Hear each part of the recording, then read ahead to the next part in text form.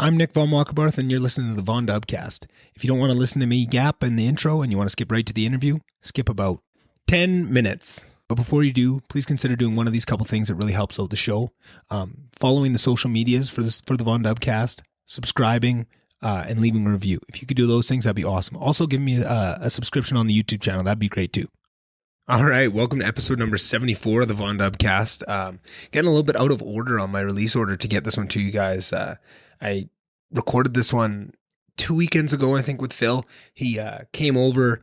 I had heard about him on a local GP website, like just, GP Now or whatever it is for Grand Prairie here. And there was an article about a local guy who was running ultra marathons and actually was putting together his own ultra local to GP here to raise money for the Odysseyhouse. And I thought, what a cool idea. First of all, ultra running is just an amazing, amazing feat. And the people that it brings, just the mental and the physical strength and the perseverance that you have to even think about going into a sport like that, really makes it a special subset of the population, someone that I would really love to talk to. And then the fact that it's local and it's, I could have somebody on to promote a really great cause like the Odysseyhouse. It was just, a match made in heaven. Reached out to Phil and didn't know who he was going to be or what kind of story he had. And I just knew if you're an ultra runner, you're somebody I want to talk to, and kind of went into it pretty blind. And he came over and, we started bullshitting, and he was such a cool guy, had so many cool stories. I had no idea. But Phil actually had a pretty harrowing run-in with a grizzly bear, and he tells the story, and you'll hear it if you listen to this podcast. But I think he had thought that maybe I had found him that way because he did lots of media was on the news about this thing. I had no idea. So when we first sat down before we started recording, he said, oh, you probably wanted to hear the bear story, right? And I go, bear story?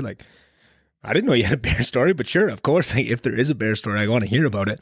And it was quite wild, to hear just what he went through and the emotional impact and how integrated he's able to, or how much integration he's done with that experience. I feel like so much of experiences that are maybe under the umbrella of trauma, right? I think going forward after that trauma or whatever it is, how you integrate it has a really big effect on how you remember that incident, and just all the work that he's done, and the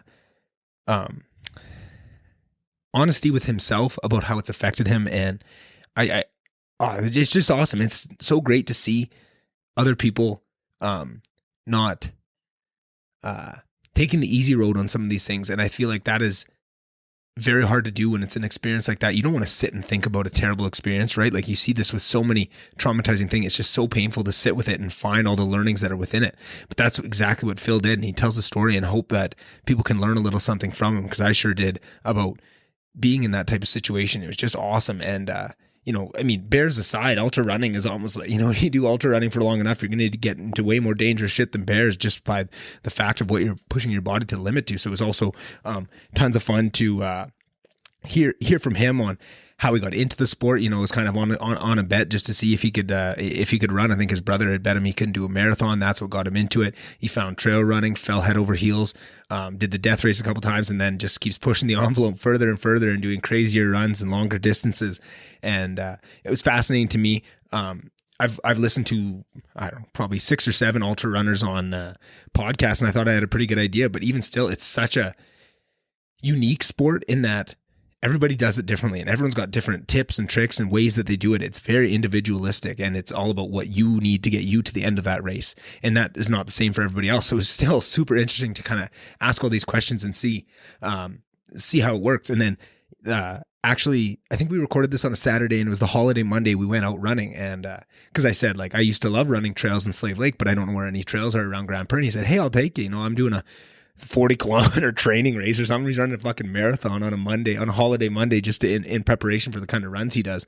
And he said, if you're not worried about getting your feet wet and putting in some miles and some hills, come on down. I'll make a run so that you don't have to do the full 40 that we kind of cross back by the parking lot by the trucks a couple times. And I was just planning on doing 10, but I ran, I think it was 16 kilometers with him that day. It was so much fun just to get out on those trails and to be able to bullshit, because when you're running that kind of distance, he he has to pace himself. And I just, went behind him and just said, hey, you give her, I'll keep up. Don't worry about me. I'll be behind you the whole time. Just run how you run. And I actually had another local school teacher from GP come with us. And he's, and again, way further along. He's kind of in between me and Phil. He's not a ultra marathoner by any means, but, very experienced runner and has got the gear and all that. And us three just had a great conversation because we weren't running at this breakneck pace through these trails.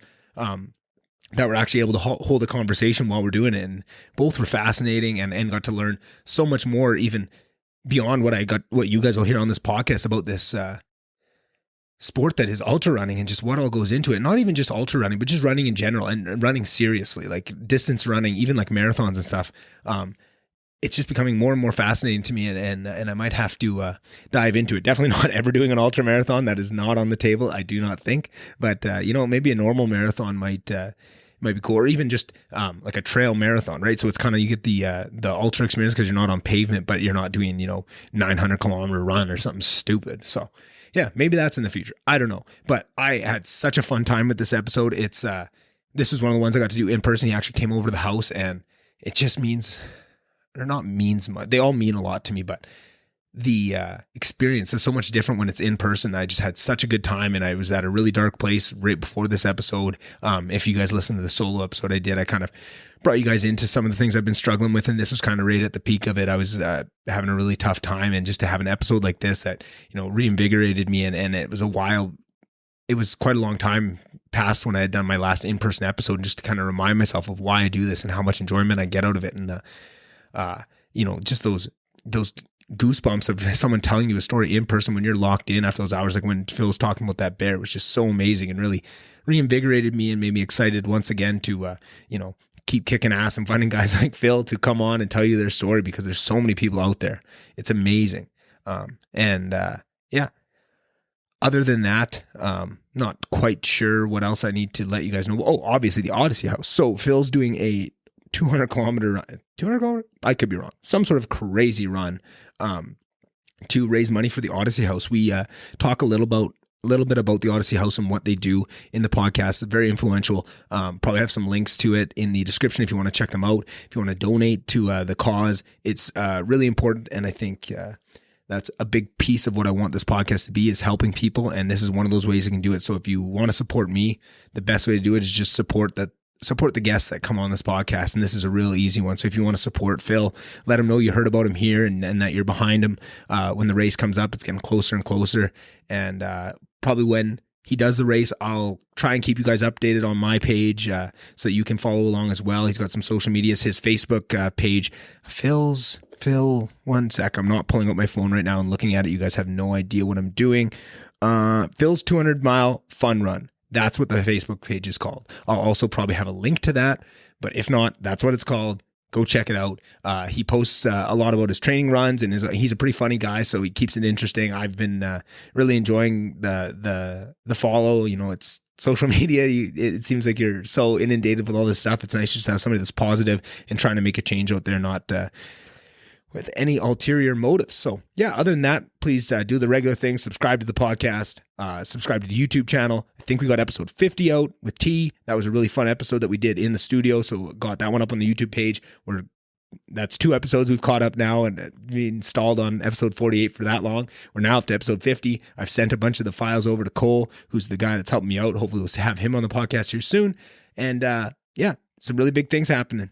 Hope you guys are enjoying your summer. Hope things are looking up now that the sun is shining and things are opening up a little bit. Let's rock and roll.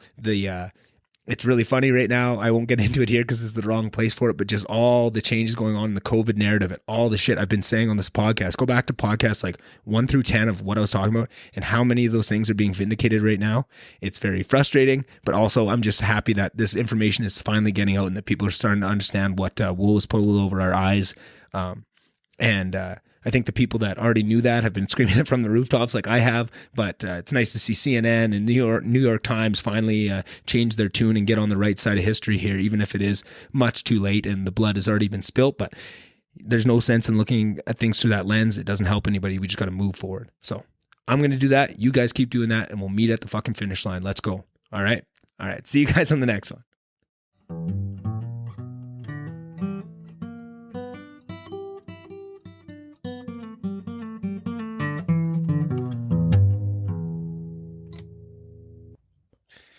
All right. Thanks for being here, Phil. This is exciting. I've talked a little bit of running on the podcast, but never with someone as in-depth as yourself. Yeah. Oh, that's awesome. So maybe just to start off, I'm just curious how you got into running in general. That's half the story. Okay. So I've been running for about 5 years, I think now. Only 5 years, eh? Yeah. Wow. And my brother was a runner, and we were having quarterly meetings in Vancouver because I was working for him. Yeah. And he every year he goes down to the Vancouver Marathon. Right. And we were having supper. He's my older brother, and we were bantering about something, and he makes some comment about, "Oh, you couldn't even run a half marathon." So I'm like, "I'll bet I can." Yeah. All right, let's see. So that was in November, I think, at our quarterly meeting. And so then I didn't want to be a New Year's resolution, so I started running Boxing Day. And I was powerlifting at the time. Yeah. I had a personal trainer, going to CrossFit and powerlifting, so I was in good shape, but I didn't run. Like, It's a different kind of shape, eh? 100% it's a different kind of shape. So I came back and I told my trainer, I said, I want to start running. And he kind of laughed at me. And he's like, Phil, you're a power lifter, like way over here. Yeah. And he's like, at that point I was deadlifting 435 or something like that. So I was in really good shape. Yeah. And he says, you want to get way over here on this end of the spectrum. Yeah, they're pretty diametrically opposed, those two. Exactly. But he's like, we can get you there. Yeah. So I started running, and actually the first time I ran was up at the county sportsplex, right, on their indoor track. Yeah, because that's where I run all the time. It was Boxing Day. Yeah. And I was supposed to run 3 kilometers. I found this couch to half marathon training plan. Yeah. And I got out there and started running, and I think I could do 2 laps and then I'd stop. Yeah. And I couldn't run 3 kilometers. Like, that's how long I was supposed to run. Mm-hmm. I couldn't do it. Yeah. So it took a while of training and just keeping going. Yeah. And at that point it was my brother and there's probably about half a dozen people from work that were training to go to the Vancouver Marathon. Yeah. And I was supposed to do the half. And that was the 1st of May. Right. Is when that half marathon was. So trained for that. And of course it was all road pavement. That's all I knew. Mm-hmm. I didn't really even know about trail running. Yeah. And so my goal was a 2-hour half marathon, and I finished it in 2:01. Wow. 30 something, like just over. And I always say you learn something every run, and if you don't learn something, you're not running far enough. Yeah. It's a good one. So I ate a bite of a banana like kilometer 17 and instantly got my guts just going bad. No. So then I walked a bunch of it. Yeah. So that's, believe it or not, that's still on my bucket list is to do the 2 hour, a sub 2-hour half marathon. Nice. I've done it in training runs. Yeah. So I know I can do it, but I focus on longer distance and then trails. So trails are totally different than pavement. And to you, does it not count if it's not in a race? Like, yeah. I mean, I know I can do a sub 60-minute 10K. Yeah. Which is really nothing, but for me, that's something. I did that this morning and it almost killed me. But it's like, what? I don't even sign up for a 10K race. Yeah, exactly. I don't care. A half, because that was probably my very first running goal. Yeah. I keep saying one of these years, I'm not going to run long distance, and I'm going to run pavement, and I'm going to focus on speed work so I can do that sub 2-hour half. That was my plan this summer. I was, I run roughly 10K a day. Like, just that's my normal, but I wanted to see how quick I could do a 5K. And I thought, I'm going to set a goal of doing a 20-minute 5K over a summer. I was so wrong on what I could do. That's fast. I know people do it, but I just thought, it can't be that bad. I think I maybe got it down to 23. And it was at that point, it's I don't know what I would have to do because it feels like I am running full out sprint. The whole 5 kilometers didn't break, didn't really slow down much. And I'm still not even coming close. It's the actual wholesale changes I would have to make to accomplish this. I think I need to start a new goal. But at least you're built like a runner. That's the thing. I always kind of laugh. I tell people I'm not a runner. I just run. Right now I'm sitting at probably 213, 210. I've one time in the last 20 years, 25 almost, I've seen myself below 200 pounds. And that was right before I did my 100-mile race. I was at 199. Wow. For one day. Wow. Yeah, exactly. For one day. Race day, I was back up to 203 or 205. It's funny how similar all this is sounding because that's the exact same thing for me. I think since probably I was I don't know, like 14. I've only been under 200 pounds once. And it was a couple Christmases ago, and I was sick as a dog. I was also in one of the best shape of my life, and I was probably like 205, 208. But then I just got sick, and like, you know, those 3 days from hell where, you know, you get whatever flu bug that just comes through and kicks you in the teeth. Yeah. But the one bright side of the whole thing was I got to see that 199 on the scale for a couple. Yeah, exactly. For probably 2 hours there. Yeah. But, you know, you take it when you can get it. You can't be picky. You can't be picky. Yeah. So then you start running, you get into the longer races, the halves. So then did you do a full? Was that your next step? Well, no, actually, I did it kind of backwards for most people. So I did that half in May. And then I did some trail races that summer, like 15. I think I might have done another 20K race that summer. And then my brother, again, he's like, hey, there's this race in Golden, BC, the Golden Ultra. And they have a half marathon. They have what they call a half pint. So the Golden Ultra is a 3-day race. The half pint, the first day was 2.5 kilometers. The second day was 20 kilometers, and the third day was 10 kilometers. So he's like, we should go down and do this. So I started looking on their website, and I'm like, oh, well, there's a full pint, and it's 5K the first day, and it's a 5K. I don't know if you've been to Golden, up the ski hill. It's right under the gondola. They call it a vertical kilometer. So in 5 kilometers, you go up a kilometer. Ridiculous. That's the first day. The second day was 60 kilometers, and the third day was 20 kilometers. And I told Steve, I'm like, why are we going to do the half thing? Let's do the whole thing.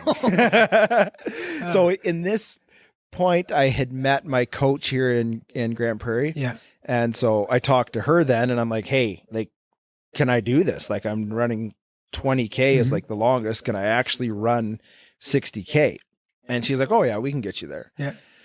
So she built me a training plan, and I started training. Usually I would start, like most years I start training January 1st is kind of I kind of restart my training.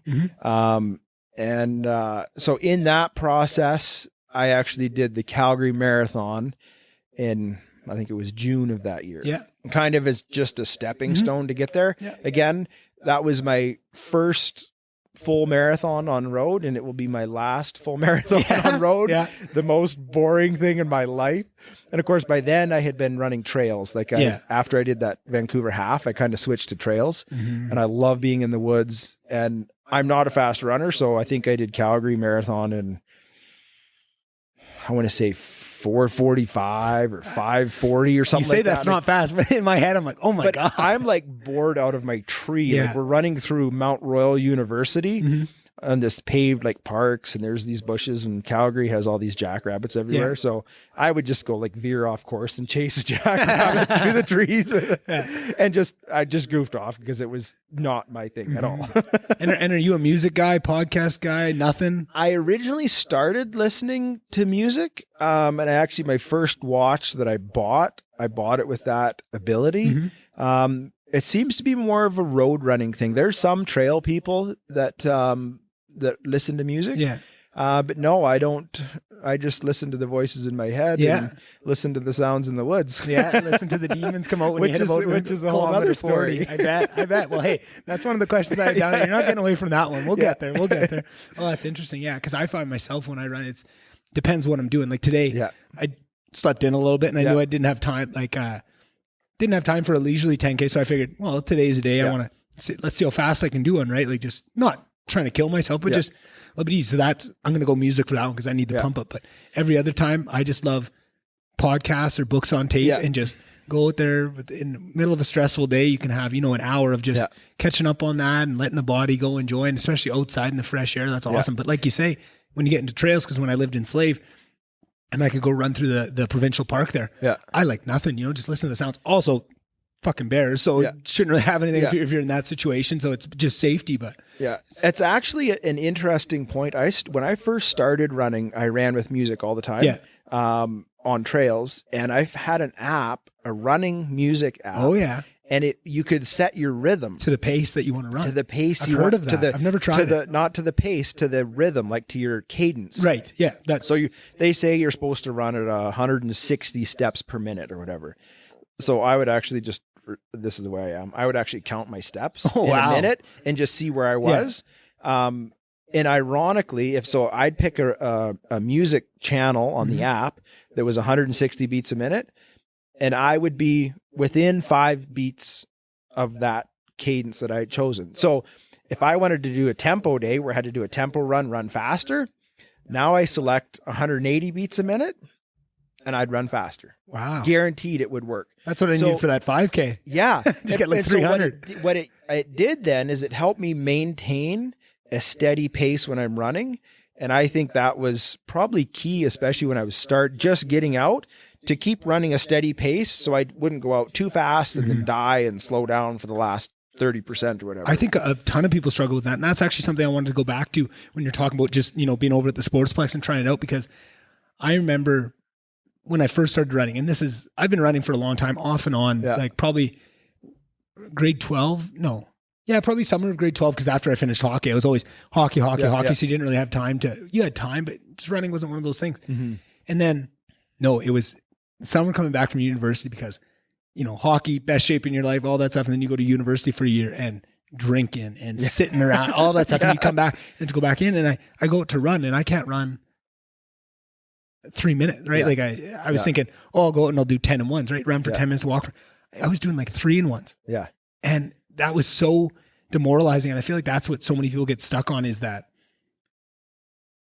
starting out, how tough it is. And they don't realize that you think that your base is so much different than what your actual base is. Yeah. And it'll build. And if you stick with it, but that first 2-3 weeks of building that base, of being embarrassed with yourself is so hard to get over. And I feel like that's what scares so many people off of running. Yeah. And I feel like, just to talk about it that way, I feel like every time I talk about someone's running, I always just say, do 1 and 1s to start. And you will be able to do more than that, most likely, unless you're, 300 pounds. You probably can do more than that, but just don't even try it. Just set a really low goal so that you're not disappointed, and it'll just allow you just go for the first 30 minutes and just do 1 minute running, 1 minute walking, 1 minute, and just build up from there. Because if you start with a goal like 5 and 1 and you can't do it, it is fucking demoralizing. Does that suck, hey? Yeah. Oh, and then the worst part is, so you do that, you get good over summer, you go back to university for a year, and you come back and you think, I was running 10K. Like I was doing good at the end of that summer. I'll be back, and you're back to 1 and 1s again. Damn it, what is this? Come on. See, and that's the beauty of running trail.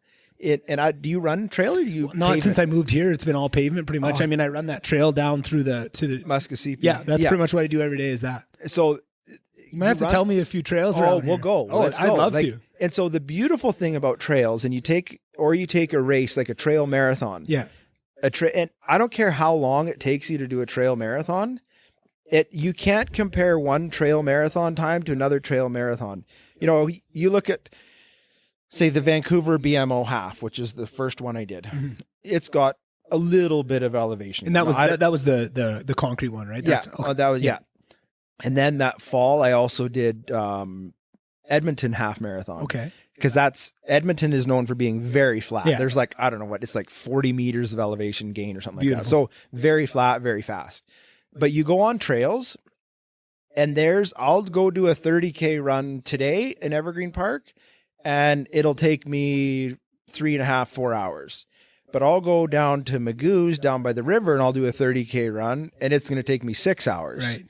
So I can't get hard on myself, because this 30K run took me an hour longer than the last one, because there's twice as much elevation in this one. Or I was walking through fucking swamps. Exactly. And that's how I love running that kind of stuff. So it's always ridiculous, and there's hard things. So you can't say that my 10K is this. If I say my 10K is a sub 60-minute 10K, that's when I go out on the Muskasippi trails and it's pavement, and you're focusing on running rather than, that's nice, and you take a picture or you whatever. Yeah, exactly. Oh, that's funny. But and another thing I was thinking too is with that tempo, I feel like that was also something that I found with beginner runners. First thing you run into is that barrier of just being embarrassed by it. But then, that tempo thing of either running too fast and you get a little bit full of yourself and you burn yourself out, and you got nothing, or you don't realize it and you're trying to hit times and you're slacking back, and your body's just naturally peeling you back, and to have something to benchmark against. It's kind of like those bunnies at the marathons to chase after, right? Those are awesome to have. And that's what I always say is my secret to success is I'm actually a little bit lazy. Me too. and unmotivated. So I hate running fast. I'm not a fast runner. I would rather run at a pace where I can talk all the time, stop and take pictures. I've been accused of sitting down and eating on a race. There was a picture of it. So I did it. I won't argue. But I just take my time. And that was when I did that golden race then, that ultra marathon.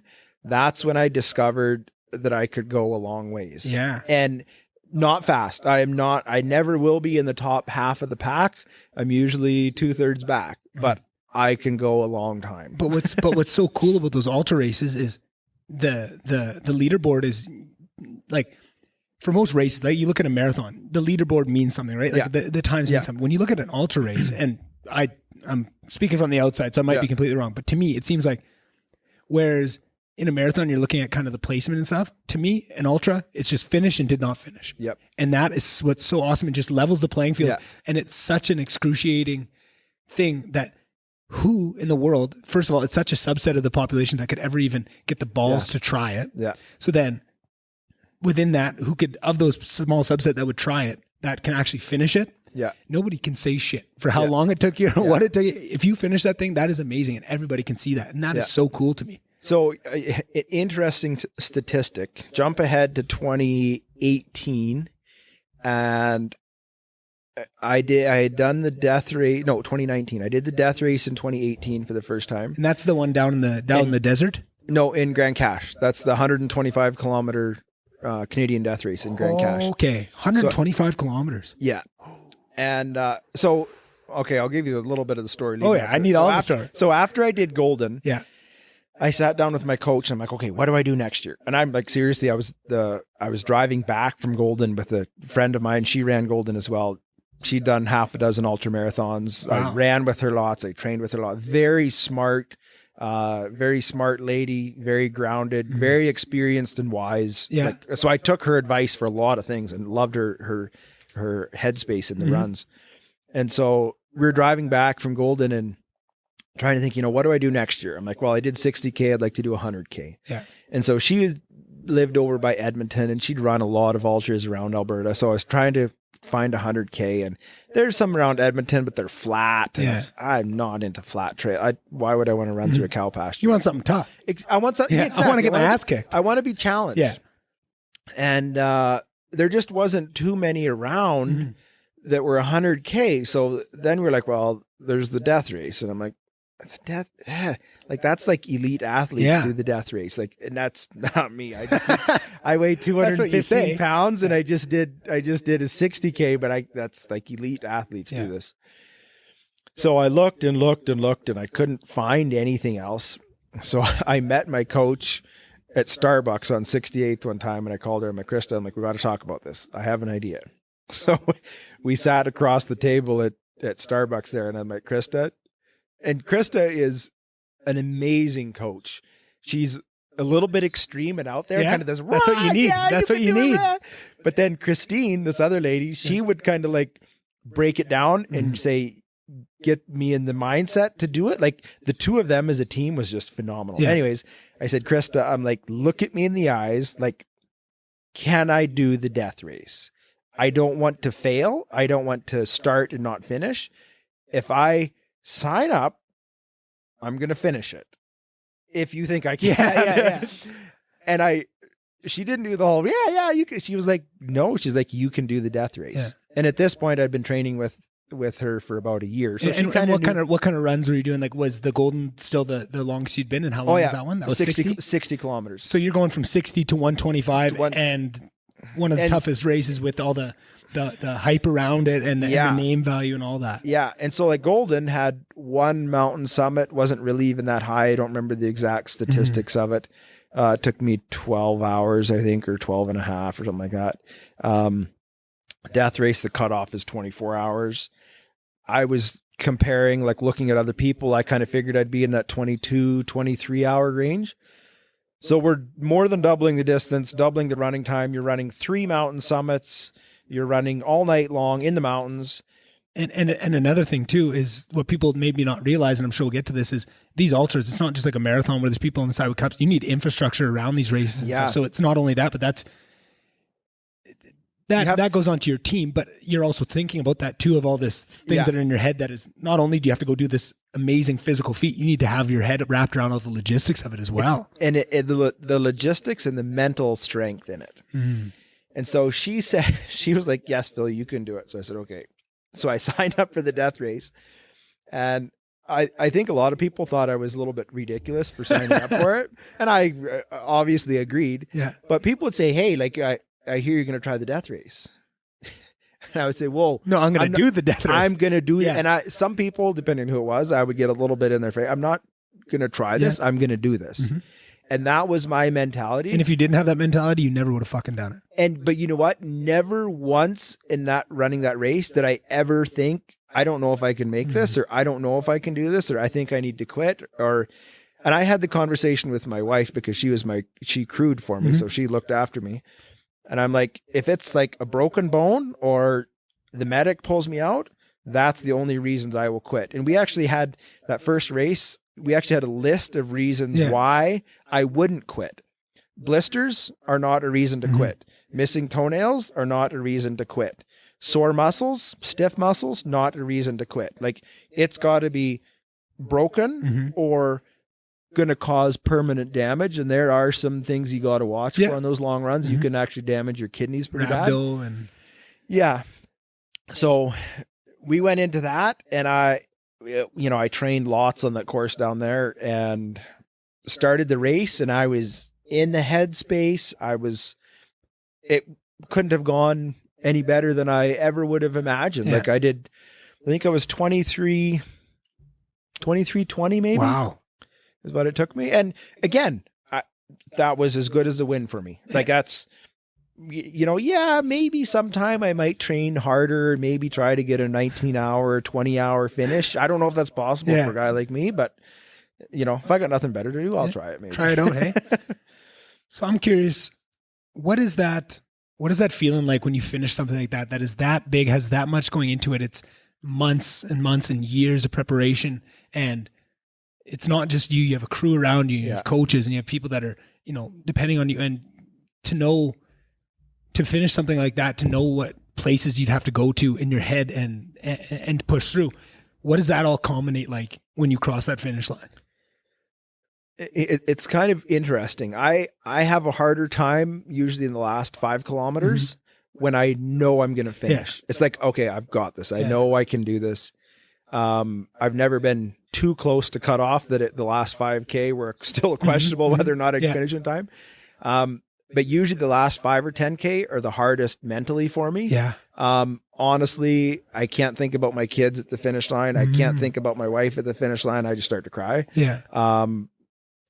But when you actually cross the finish line, it's almost a little bit disappointing. Really? And I think the people that have run an ultramarathon would probably understand it, but it's all done now. Yeah. And it's a real low, and it's a challenge for every ultra runner that when you finish a race and you train for 6 months or 9 months, however long you've been training for this thing, and the 3 months prior, it's in your mind all the time. Yeah. It's like, okay, it's Friday night, I'll go have 2 beers tonight, or okay, I better drink lots of water. I had 2 beers last night. I got to drink lots of water today to make up. Your weekend is all about your run. Your food during the week is about your run. And then it's all done. Right. And it creates a real low for people, and a lot of runners actually struggle with it. Yeah. And it makes a lot of sense now you say it. Yeah. And kind of the joke is the best thing is to go sign up for another race. Yeah. I guess that's that's that pull. And it really is. And it's a very dangerous place to be and not have support for it and be aware of that it's going to happen. And I've seen it after every one of my races. If I don't have something I'm working towards, it's just not what I do with my life. And it sounds kind of bad because you almost neglect your family or your job or you have to be a little bit of selfish to hit that peak element, right? Exactly. You hear that in all these sports. Yeah. Like, and something that's interesting, I hear that equivalent to is, I'm a big UFC guy. I love MMA. And they was talking about the championship. These guys chase this championship for their whole life. They dedicate everything to it. And they all not everybody, but almost to a T, right? Yeah. I'd say 90% of the fighters, when you finally, if they're open enough to talk about this, they talk about that disappointment. I did it. Now what? Kind of thing. What? And this is something that over the years has now become part of the zeitgeist, but it was such a young sport that you'd see these fighters learn this lesson over and over. And why didn't anybody tell me about this? And then now you hear these guys, they said, oh yeah, I was kind of aware of this and now I got to see it. Had you heard about that down trough at the end of a race before you did it? Or was that something you experienced in the moment? And was that after the death race or was that after Golden too? Did you feel that? I felt it after Golden for sure. And that was probably the first time I felt it, like the first race that I really felt it after. And had you heard about that feeling before? No. So you experienced it in the moment. It wasn't something I'd really heard about. Yeah. Because I hadn't really been in the running or ultra running community at all. And what year was that? Sorry. Okay. I always got to work backwards. So. All right. Okay. To 2021 now. 2020 was a year off for me. 2019, I did Sinister Triple, which we'll talk about in a bit. All right. 2018, I did Death Race. Yeah. 2017, I did Golden. 2016 is when I did my first half. I started running Boxing Day 2015. Wow. Yeah. All right. So just over 5 years. And thinking back to that, so 2017, the ultramarathon community itself was already pretty established because I think funnily enough, from what I've seen, I think podcasts really and Joe Rogan kind of having these elite athletes from the ultramarathon space and kind of opening it up to people. I think it was very much a niche thing that if you knew about it, you knew about it. If you didn't, right? Maybe there's a couple races like the death race and stuff that people be aware of, but other than that, they've never heard of the Bigfoot 200 and all these kind of things, right? Like, and you look, the ultra running community was taking off then, but even here in Grand Prairie, and my coach Krista kind of started the Grand Prairie Run Group, the Triple Terrain Trekkers. And when I started like my first year of running with them, there was probably maybe 30 people in the run group, if that. Yeah.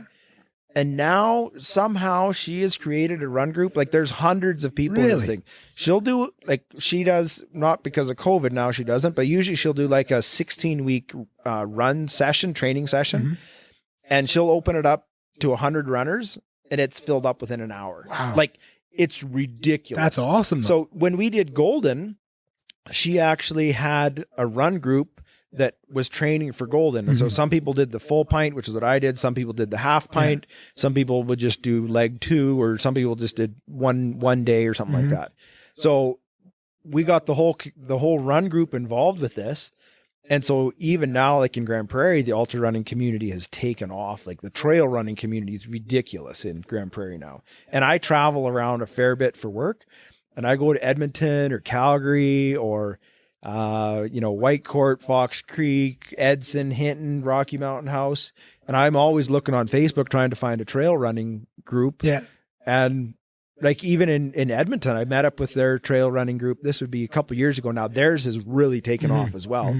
But there was like 6 people showed up for run group this night. And I'm like, really? Like I figured there'd be like 100 people at this thing. Compared to what you see compared to Grand Prairie. It's kind of, but Grand Prairie is the place that I knew, so I was comparing it to that. And it usually takes those couple people like yourself, like Krista that you mentioned, it takes those mavericks to pull people over and kind of open the doors to what this can be. And when you need those people in a community to build that, right? And that's what you see. You see this a lot in hockey where there'll be communities that put out these NHL players at a crazy rate, like this town of 5,000 people. It's because there's a couple people in that community that have an eye for talent and have the resources and the knowledge base to bring them what they need to get them to that level. And you see that.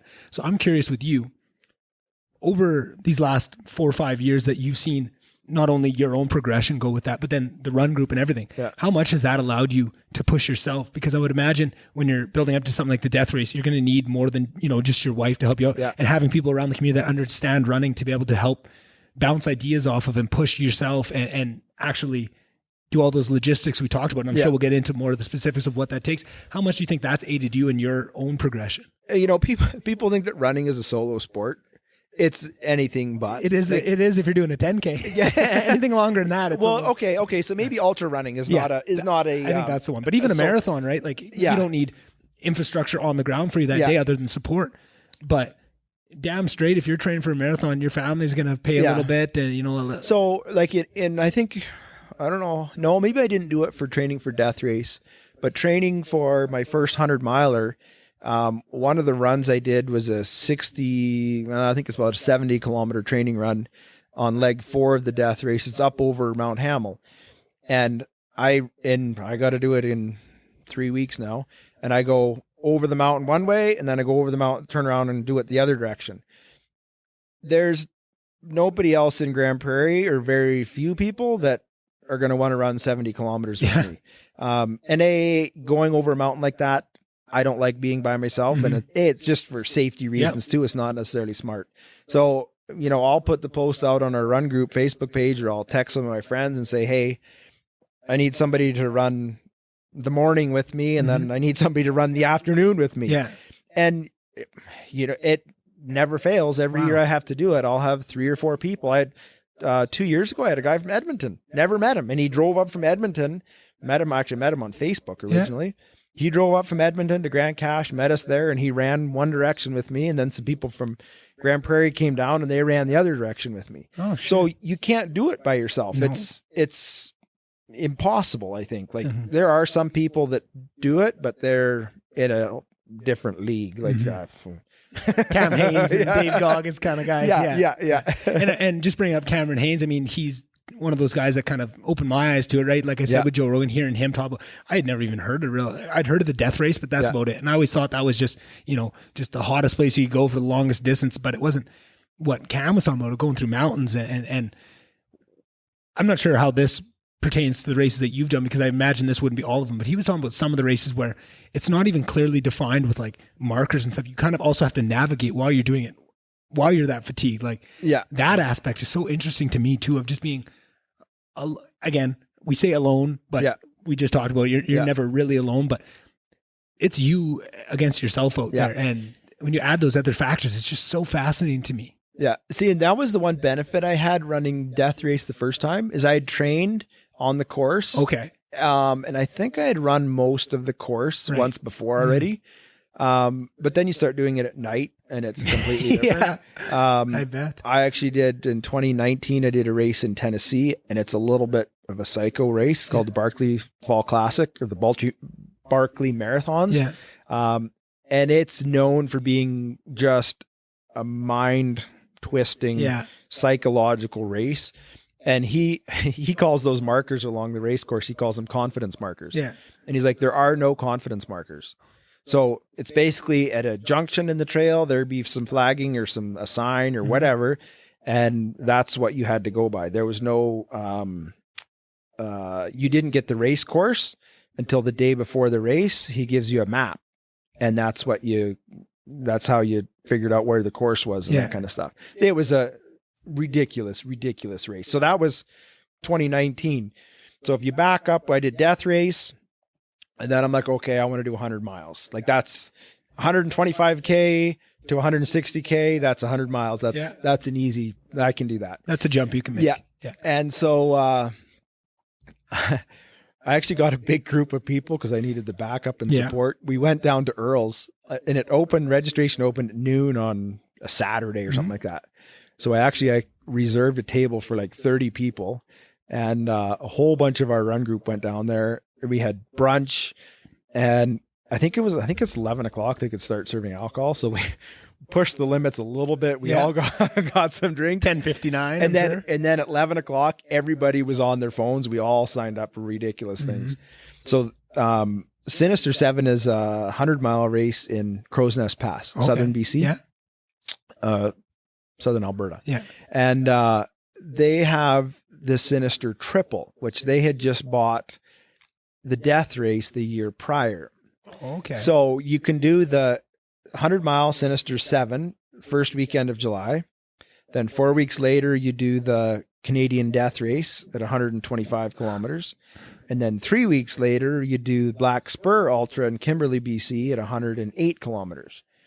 So in my mind, of course, now I had a little bit more mental strength, and I kind of knew myself, and I'm starting to You've been to the dark places before. Been to the dark places, and I definitely wouldn't be overconfident, but I kind of knew what I can do. And I'm like, okay, I'm going to do 100 miles. I did 125K. I'm going to do 100 miles. If I do 100 miles 4 weeks later, why can't I do 125?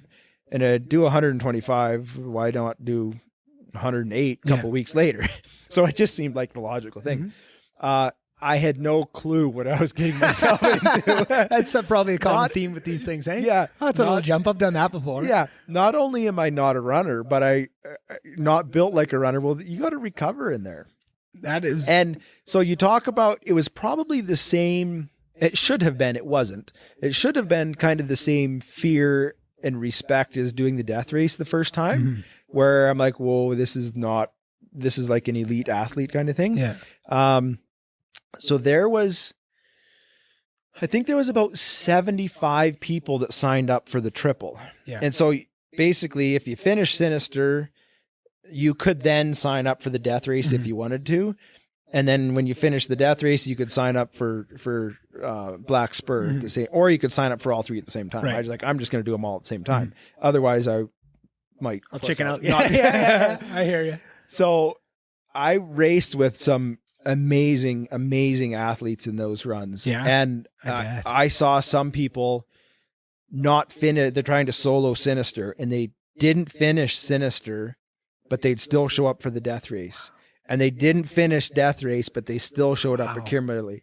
So there was no chance of them finishing the triple, but they still pushed themselves. And I remember running with a guy at Black Spur, and I was must have been probably 80K into it. Yeah. No, it wouldn't have been that far. 45 or 50K into it. And I was running with this guy, and he was struggling hard. And I caught up to him, and he's a guy I've run with lots, way faster than me, way better athlete than me, like huge respect for the guy and what he does. And I caught up to him on this run, and I'm like, whoa, I'm like, how are you doing? He's like, I'm dark. He's like, I'm in a dark place. Yeah. Like, and he said, we kind of ran for a while to bit together and a little bit of chit chat, but he's like, I just need to focus on myself and run. And so we ran for a while together, not talking at all, which again, you respect that. And it's not hard to do at that point. And we got to an aid station, and he's like, Phil, I got to just lay down and sleep for a little bit. And I'm like, okay. I said, I'm going to keep going. He's like, yep, you keep going. And I will never remember that or never forget that moment. They had like one of those 16 by 16 event tents, and they had a couple little plastic tables sitting there with snacks and food on. It was hot, always hot, late afternoon. And it was set up right on an old gravel road. Yeah. He laid down underneath that table in the shade on the gravel road and went to sleep. And I still kept on running. I weren't even at the halfway point yet. And when going through the rest of that race, of course, this was my last race in the series, and my body it's shot. Like it is thundered. Yeah. And I would get to a low spot, and I'm like, you know what? I'm not pushing myself as hard as that guy was pushing himself. Yeah. I'm not to that point yet. I can keep on going. And so you learn to lean on other people's successes and failures. And that's what keeps you going. Yeah. And people often ask me, well, how do you keep going? I'm like, well, why would I stop? I didn't come to go halfway or go 80% of the way or go 75% of the way. I signed up, I paid the money to go to the finish line. And so I'm going to go to the finish line. And you have to have that mentality. You have to have that mental strength to keep you motivated and keep moving forward. Yeah. And that mentality, that's the thing for myself that is just so impressive about the whole ultra running industry or it is such a physical feat, right? And what people are doing, it's amazing. Yeah. But at a certain point, that's what humans evolved to do, right? Like subsistence hunting, right? Yeah. Running for 12 hours after a gazelle until it tires out and you keep going. That is what we're built to do. Our bodies can do it. Yeah. But, a couple thousand years ago, our minds were a little tougher than they are now. Life is a lot easier. And to force yourself to toughen your mind like we used to be, to now allow you to toughen your mind to the point where you can unlock the full abilities of what your body's capable of, which our bodies have been capable of this for thousands of years, but life has gotten so easy, we've forgotten what it is. And we haven't pushed to those dark places like you talk about. And that's what's so impressive to me of what that allows, what that opens up and what that shows in people that can do that can go to those places. And it takes you so much beyond just your running. It's a skill or a mindset that gives you more success in life everywhere. And I've been in some pretty tough places in employment in the last, not tough employment places, but tough in my career. Yeah. And you have to just keep going. And I even talk to my kids sometime. I'm like, you know what, right now you're at kilometer 80 of the death race. You're at kilometer 100 of the death race. It is not fun. This really sucks. We all know it. It hurts. Every step is painful. It's dark outside. There's no one around you. Everybody else has quit. Everybody else has dropped out. You have to keep going. And it's slow down. You know, maybe you push your goals back a little bit if you need to, but you just have to keep slogging. And people always ask me, you know, how, and I'm very active on social media and do a lot of Facebook lives and that kind of stuff. And even support a lot of the mental health help organizations in Grand Prairie here. And so I talk lots about mental health and mental strength. And a question I often get asked is, how do you become mentally strong? And it's like, well, it's no different than how you become physically strong. How do you get big biceps? You have to work it. Well, how do you work it? Like, how do you become mental? How do you work your mental strength? Toughest shit you can do. Exactly. Whatever that is. What? When it's raining and you're supposed to do a 10K, you go and do a 10K. If it's 40 below, do it smart, but go do your 10K at 40 below. One of my first runs, when I probably learned the most about mental strength, was training for death race the first time. And I knew I was going to be running all night at death race. So I wanted to run all night just on a training run, just to see, like, and everybody responds differently to it. So I had no clue what I was going to do. So I worked a normal, I was going to do it on a Friday night. I worked a normal Friday, didn't have any extra coffee, no extra caffeine, just did what I normally did, training for a long run. And I had two guys lined up to come with me. I won't mention their names, but they, about 7 o'clock or 6 o'clock at night, we had a big thunderstorm come through. And it was one of those big ones, like the streets flooded in town. It was just a downpour. And our plan was to leave at 11 o'clock out in Evergreen Park, and we were going to run until 6 o'clock in the morning. We were going to run all night long. So I told my wife, you know, I'm going to run with these two other guys. We're going to go do this. And about, I don't know what it was. My wife was out doing something with her friend that night, and she was going to be back by 10:30 or 10 o'clock is what she said.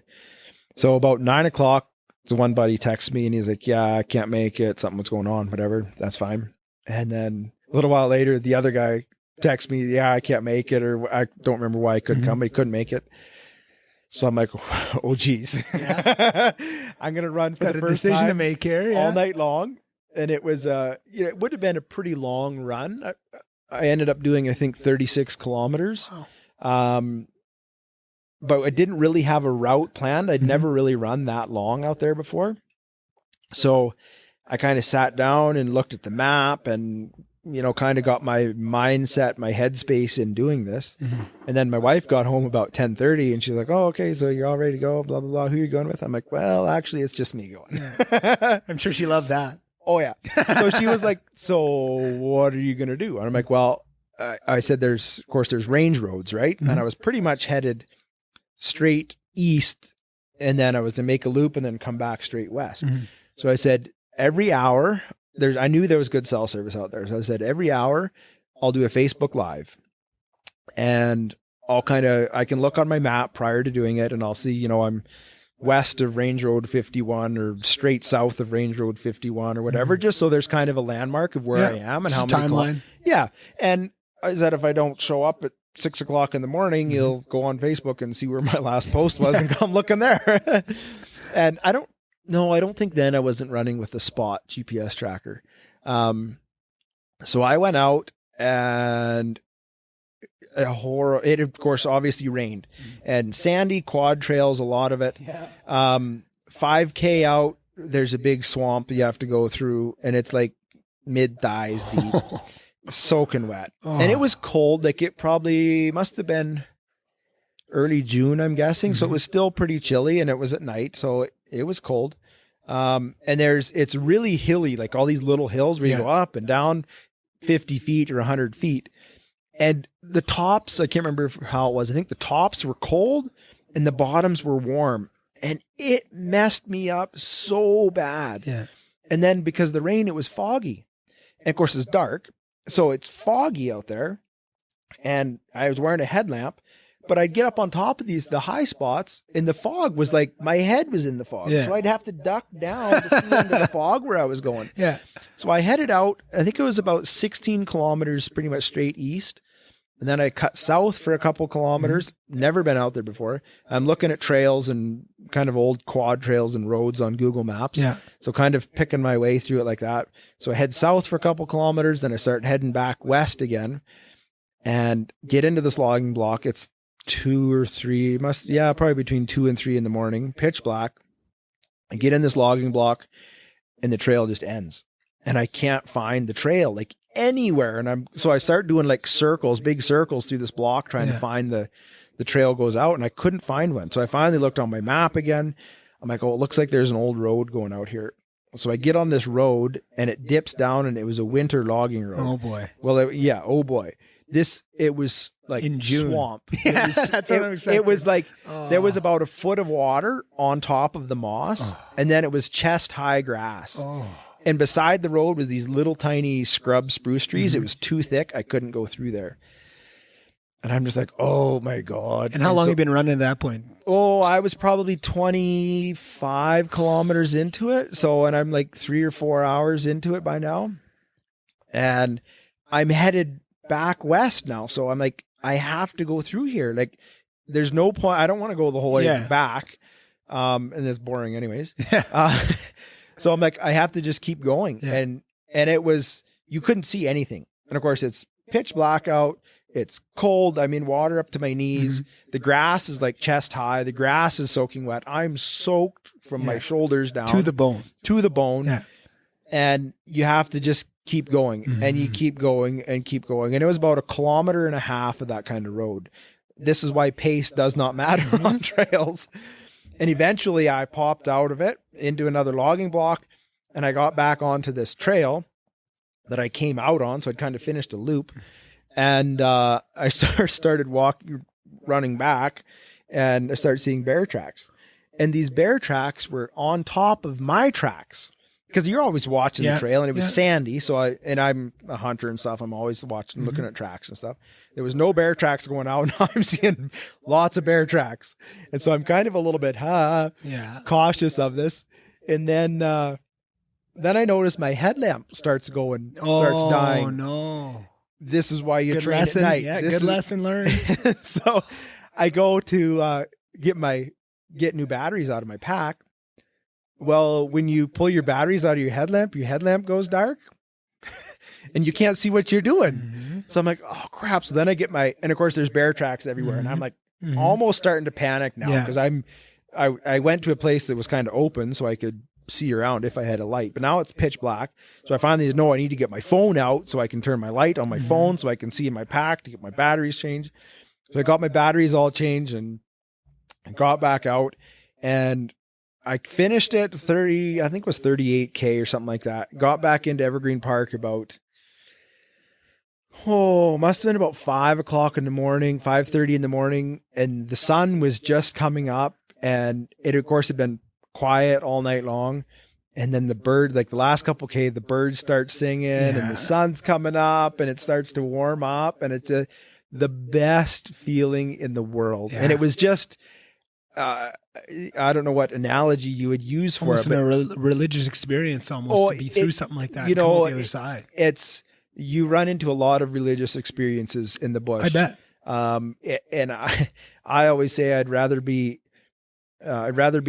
in the bush having an experience with the Creator than in church thinking about being in the bush. Yeah, exactly. And you find it everywhere, and everybody is a different place where they find that. That's right. And it was just like such a rewarding moment for the hell I'd gone through in the last 3 or 5 hours, however long that took. But it was just like, that's the reward. Yeah. That's the finish. And I did it. Like, I pushed through. I was by myself. I was in the rain. I was lost. They didn't know where I was. Yeah. The problem solving under fatigue, with cold, with that pays off. So you'll never get those lessons anywhere else unless you put yourself in those positions. And that's, to this day, I still, I'm working up in Fort St. John right now, and there's one place I run, and I can run across the bridge, or I can go underneath the bridge and run through the creek. Yeah. I usually run through the creek because I've done a lot of races in the mud and wet feet. You might as well learn to run with wet feet. If you avoid the mud puddles and try to keep your feet dry, on race day, you're going to have to do a creek crossing or it's going to be raining. And you know what? They're still going to do the race even if it's raining. They don't care. Yeah. So you got to be able to do all those things. Oh, man.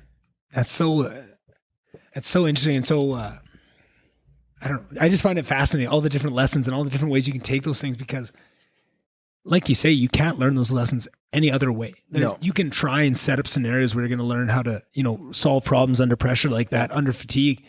You're never going to get the full experience. And it's tough because you need to always be pushing yourself almost into the danger zone, or whatever you call it, right? Where you're out of your comfortability. It's a little bit unsafe. It's a little bit, you try and make everything as safe as you can, but you need to have that little bit of playroom to go a little bit offside and a little bit over that line, because that's the only way you'll learn and really be able to take it to those next steps. I always say that if your goals don't scare you a little bit, you didn't set them high enough. I kind of use that on my training runs, whether it's like, like this, my training plan this year is probably a little bit more slack than it should be. But, like this weekend, what is my run going to be? I'm like, well, I did 30 last weekend. I did 50 the weekend before. So I'm like, or 40 the weekend before. So I'm like, 30 is good. And I'm like, no, I should do 35. Right. Like, just tack on a little more and I'll do some more hills to make it hard. Yeah. So I'm curious to ask about that for training, because the biggest thing I've ever trained for is, I don't know, nothing really. I've never really trained for something in mind. I've always, I run because I like to eat pretty much. That's my reasoning, right? Just because if I run 10K every day, I can eat a little bit more every day, and I have some self-control issues and all those things. But I've been interested. I want to do a marathon at some point. Yeah.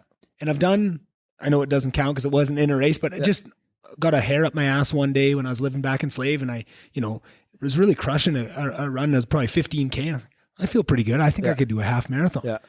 Terrible mistake. I was pretty much crawling back to the house at the end of it. It was that difference between 15 kilometers and 21 points, whatever that is a big difference. And I had that. But then that got me thinking, if I was to do this right and train for that, what does that look like? And hearing you say that you've trained, for a marathon for this,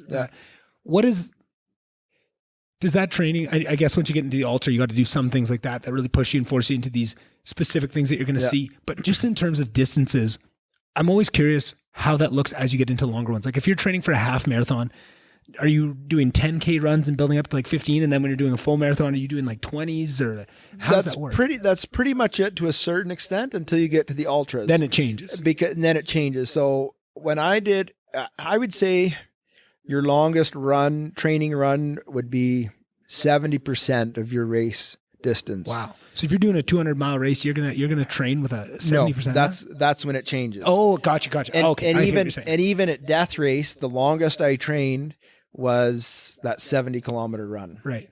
So what you do, you do the 70-kilometer run on a Saturday, and you feel like shit on Sunday morning, and you get up and you do another 30K on Sunday morning. Because you got to be able to keep going and moving on those. And that's where that mental strength comes in. That's where the mental strength. You have to learn, you have to know how to keep pushing yourself when the pain hurts and your leg, when your body when every signal in your body is telling you to stop, motherfucker. How do you keep going? Yeah. That's exactly it. And it's a crazy mindset. So then you start looking, okay, well then this 200-mile run, I've never done a 200-mile run. And so I've talked to a lot of people about it, how you train for it. It doesn't even seem real to fucking hear somebody say that and just talk about it like it's not like, how is that even physically possible? And like we said earlier, we know that the human body can do it. It's doable, but like the places you'll have to go to do that. And so there's some things you can't train for. Yeah. And so even my coach says, when you're doing a training run, and I don't care if it's a 10K or a 15K or a 30K, wherever you're at, if the last 20, I say 20 to 20% is about right. Mm-hmm. If the last 20% doesn't suck, you're not going far enough. Mm-hmm.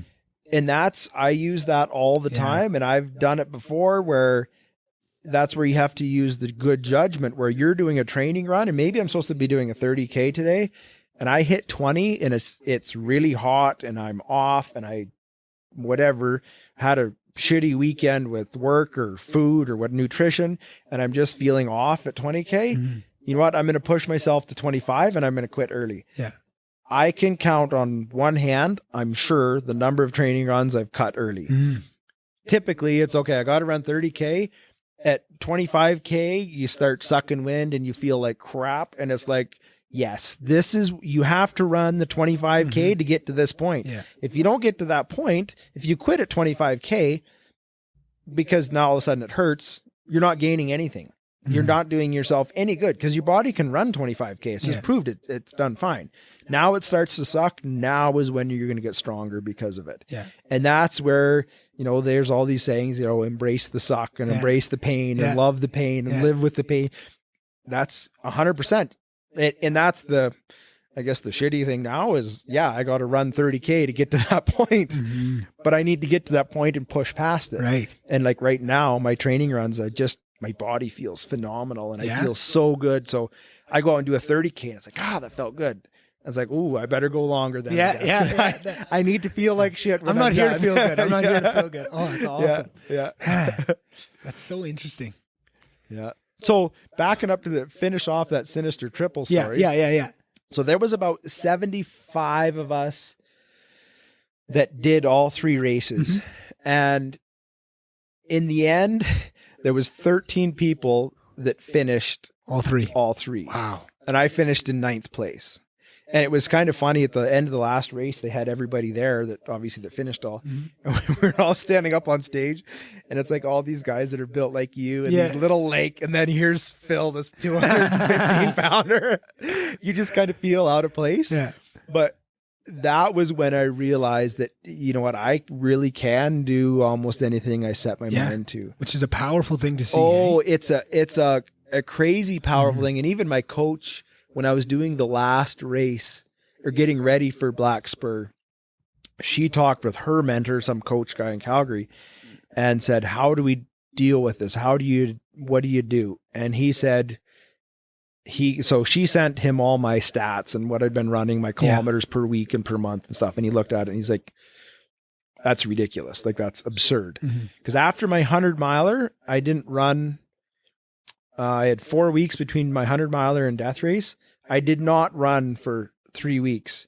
And then I did like a 5K. Maybe it was 2.5 weeks 2.5 weeks. I did like a 5K and then I did like a 10 and a 15K. And then I did like a 7K. And then I did death race. So you can still do 5Ks? It doesn't bore you to death? It doesn't feel like nothing? No, I love them actually. Yeah? 5K is a little bit boring. 10K, I like that's 10Ks. Right. That's my distance. I love that distance. If you get too short, it's not worth getting your shoes on for. Like my girlfriend always asks if I want to go for a walk. I'm like, I cannot imagine something I'd want to do less. Like maybe if I got like a weighted pack set and made it worse. I do that, but like, that's fine. And so then death race was the same way where you didn't do anything. And after, I think it was actually after Sinister, my 100 miler, I wasn't supposed to run for 3 weeks or 2.5 weeks. And I was about a week after it and I felt pretty good. Like, I'm like, man, my feet didn't hurt too bad. We actually took the kids down to that park, that dinosaur park. Yeah. And there's that little loop around there. Hey, okay. Yeah. It's 1/2 kilometer around it. Like I've done some loops around there sometimes. So I'm like, I told my wife, I was like, I'm just going to run around this thing while you're sitting here.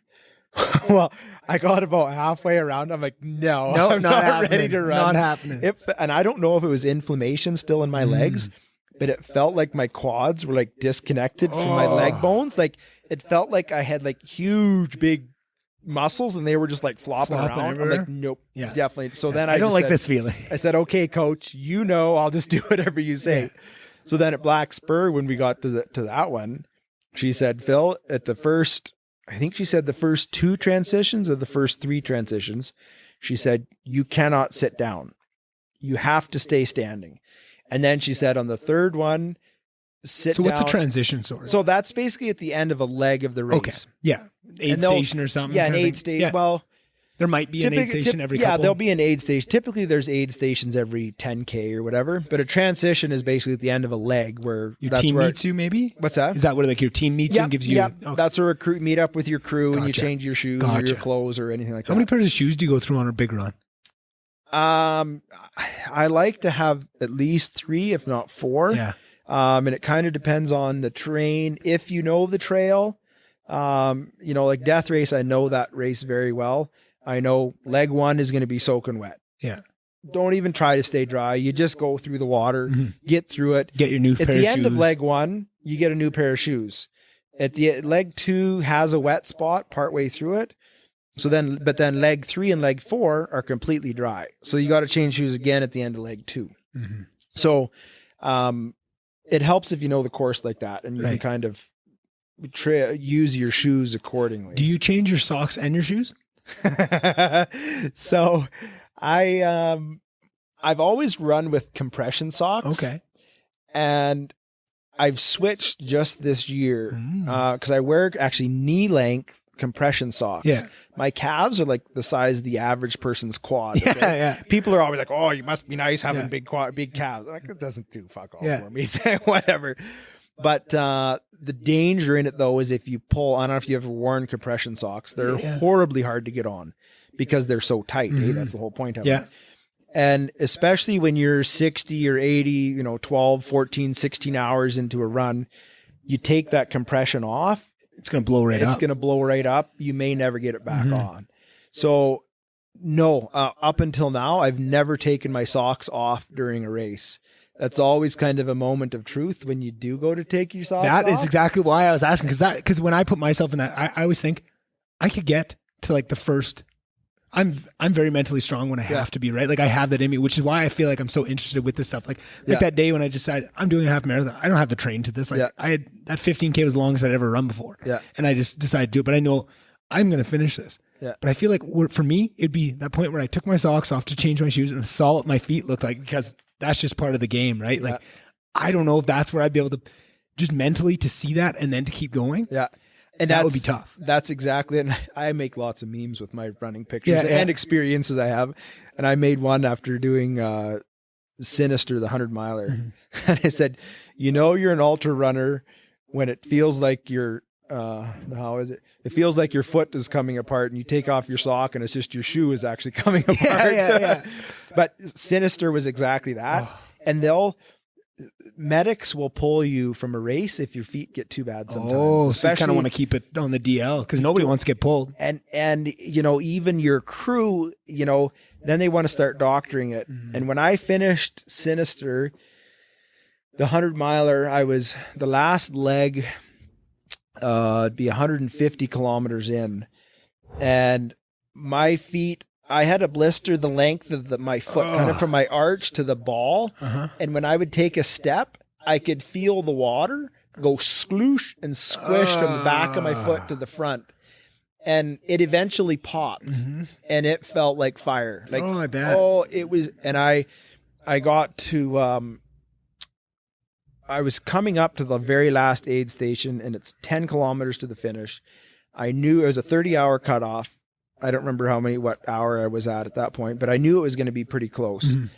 And the aid station was right at the bottom of a big hill and it's long pipeline we had to follow into this thing. It's just horrible. It went on forever. Yeah. And it was like, must have been about 9 or 10 o'clock in the morning, but it was pretty hot. And so I'm already thinking ahead to when I get to that aid station, what do I need to do? And so I knew my feet were shot. They were, and so I was like, I am not going to take off my shoes. If anybody asks me about my feet, I'm not even going to answer. They're great. But they're great. Yeah. I had a dark shirt on, because at nighttime I'd been running all night. So I had a dark shirt on, but it was just freaking hot. I was just dying. So I'm like, I got to change my shirt. I told my wife, I went everything out of my backpack except for my water and my bear spray. And I have a necklace. That's another story with a bear claw and a bear tooth on it. And I said, that's all I want in my pack. And so my wife actually met me at the top of the hill. And I told her, I'm like, I want my pack dumped out. I need water. Like, we got to do this fast. I got to keep going. Yeah. And she never asked me about my feet. So I didn't tell her, luckily. Changed my stuff, dumped out my pack, and filled up my water and kept on going. And then it was 10K to the finish line. And that was when I knew that I can make this. I'm gonna finish this 10K. And I actually caught up to this guy. I don't remember I think he was a soloist as well. And he was hurting bad. Oh, I bet you see some shit out there. And you feel that's probably the hardest, because it's demoralizing when somebody passes you in that stage of the run. And I remember one point, like 130 kilometers must be 125 kilometers into that race, you go up this big hill. It's ugly, horrible. And I looked up the hill and I could see 3 people puking in the bushes. Yeah. And we're like, now, and these guys were soloists. Like, we've been running for 20 hours or 24 hours at this point. So what's a solo? Just somebody that's doing the run by themselves? Is there people that do it with teams? Yeah. So most of those big races, including the Death Race and Sinister, you can do it as a relay. So Death Race has 5 legs. And do they do it at the same time? Yep. So you can see some guy go blowing by and you just assume, oh, he's probably on a relay? Fucking relayers. That's what you say. That's usually awesome. What you say. Yeah. That's hilarious. They should have to wear special shirts or like big yellow jerseys. Well, they usually have different colored race bibs too, but you don't usually see them. Yeah, when you're that tired. Or sometimes you just see somebody passing and you just always assume it's a relay. You just assume, I don't want to know. I don't want to know. Yeah. And so it is kind of a demoralizing thing. Mm-hmm. So, but those are the kind of people that, a guy like yourself wants to push yourself, wants to see what it's all about, go out and run a 20K leg or a 30K leg, the Death Race. And that's kind of how you get hooked on it. I bet. Yeah. I need another addiction in my life, like a hole in the head. Oh, yeah. And running is cheap, they say. That's what they say, until you need a whole crew and all this stuff and the technology and the recovery that goes into it. I mean, that is something I was very curious to ask about, is the recovery. And we've kind of danced around it a couple times. Yeah. But I'm curious, just if you could, walk me through the evolution of your recovery process, right? Yeah. Like, how did you feel after that marathon? The first one, but see, that was just a training run. And so I did Calgary, like that was my first marathon I did, just as a training run. Like that so that was nothing to you. So when was the first one? Like, if you want to look at the because there's a big recovery period after all of these big runs. When was the first? Was that Golden? Golden would have been, because that was a 60K run. And that was when it was all new to you too. And I mean, I'm sure there's better and worse recoveries after that, but the base of what you're going to be feeling is going to be some subset of these things you're feeling in these other races, maybe just twice as bad or 3 times as bad. How was that for you? I'm curious about, because there's so much mental strength and there's so much that goes into it of, I just have to be mentally strong for this period. And then you finish it. And then you have to deal with, I've just used up every reserve of mental strength I have. Now I have this absolutely blown to pieces body. Yeah. And how is that time mentally? What types of things do you do to recover? What are the hardest part? Is it the feet? Is it the legs? I'm just fascinated by this. Everybody recovers differently, and it depends on your age as well. I'm 41 right now, so and ultra is a kind of an older person's game because it is so mental. A point. In a way, but there's a lot of these, like the people that are winning the ultras, a lot of them are young, like really 20s. Yeah. Oh, I always thought it was kind of the 35 to 45 was kind of that Goldilocks zone. I would have to go and look at the actual statistics, but I would say it's younger. Really? I would say it's like 23 to 30, I would say, is probably the majority of the top finishers in them. You get a lot of people like in my age or older that run ultras to keep themselves motivated and stay in shape and stay active, and you're never going to win, and we don't do it to win, we do it for the challenge and for the fun of it. But the recovery portion of it is different for every person. It's also different for your geographic location. So up here, being in northern Canada, most of our runs, the races that I choose are mid to late summer. Even this 200 miler, the date I chose is actually very strategic. You can't, I like running in the mountains. Well, you can't, even now there's so much snow still. You can't get to the mountains yet, or very well. There's a few you can. So you have to kind of build your training plan, or I guess you have to pick your race based on when you can train for that run and then how long. So like I said earlier, most years I start running January 1st. That's when I start training. train, you start with 10Ks and 15Ks. Gradually you work up, when you get to that point where I'm doing 30 and 40K runs, now all the bush trails are good. By this time of year, June, when I need to start getting the 60K runs and get the elevation, get in the mountains, then the mountains are free of snow. I can get in the mountains. Then you hit your peak. Like my long run is going to be June 12th, June 18th. The following weekend is the secondary date, but hopefully I can do it on the 12th. And then you kind of taper. So I'll do one more week with probably a 40K run the next weekend. And then they do what they call as a taper. And it is almost as bad as the recovery. Really? And again, a very mental thing. And but in a way, it's almost the coolest thing because you've trained and trained and trained and trained, and you run 4 times a week or 5 times a week. You're running 100 kilometers a week, and you're just like, wow, rah, rah, your body is feeling good. And then all of a sudden it's like, step on the brakes. You're going to run 10K today and 5K day after tomorrow. And that's all set out by your coach? Yeah. Okay. And then you're going to run 15K on the weekend. And then it does exactly that. It tapers off until like the week before you don't hardly run anything. Yeah. And your body is just like, rah, rah. Yeah, I don't know if you've been around racehorses, but they're like that. Hey, like you don't blow them out, a week before the big race. You keep them pent up. So they're all just kind of antsy. And that's where they want you. The coach wants you just antsy and ready to go. So typically people go, they always say, stay away from running stores when you're tapering. Yeah. Because you go to compensate, you go buy new stuff. Yeah. You go buy a new pack or new shoes or whatever. So then you do your race. Like we talked about earlier, it's that big mental down. Typically I don't have my coach will give me a little bit of a training plan, but it's more, okay, you need to walk 6K 3 times a week or 10K, whatever. Walk, drink lots of water, stay hydrated. Electrolytes, all that kind of stuff. Keep your body recovering. Do you use any kind of technology, any of those like, what are those boots, those like leg things you put on, compression things? I don't. You don't, eh? No. You kick it old school. I've got 3 kids and I live on a budget, so fair enough. It's one of those things. I got to buy more shoes and buy another pack and buy more running pole. Yeah. Like, and running's cheap, eh? Oh yeah. Race entry fees. Yeah. And so then I usually that's kind of I don't run too much for the first month after a race. And then, so usually my races are July, August, September. Well, then September is hunting season and I love being in the woods. So I'll try to run 10K a couple times a week, maybe 2 times a week, but I go out and hunting is just like phenomenal when you're in shape. Like I was going to say, I get so many guys, hey, come hunt with me. We'll take you out the side by side and drop you off here. And you go through there and push the elk this way. We'll sit on this cut line. So you're an elk hunter, hey? Oh yeah. Nice. And so, I do that, September, October, November, and then December, I don't usually do too much.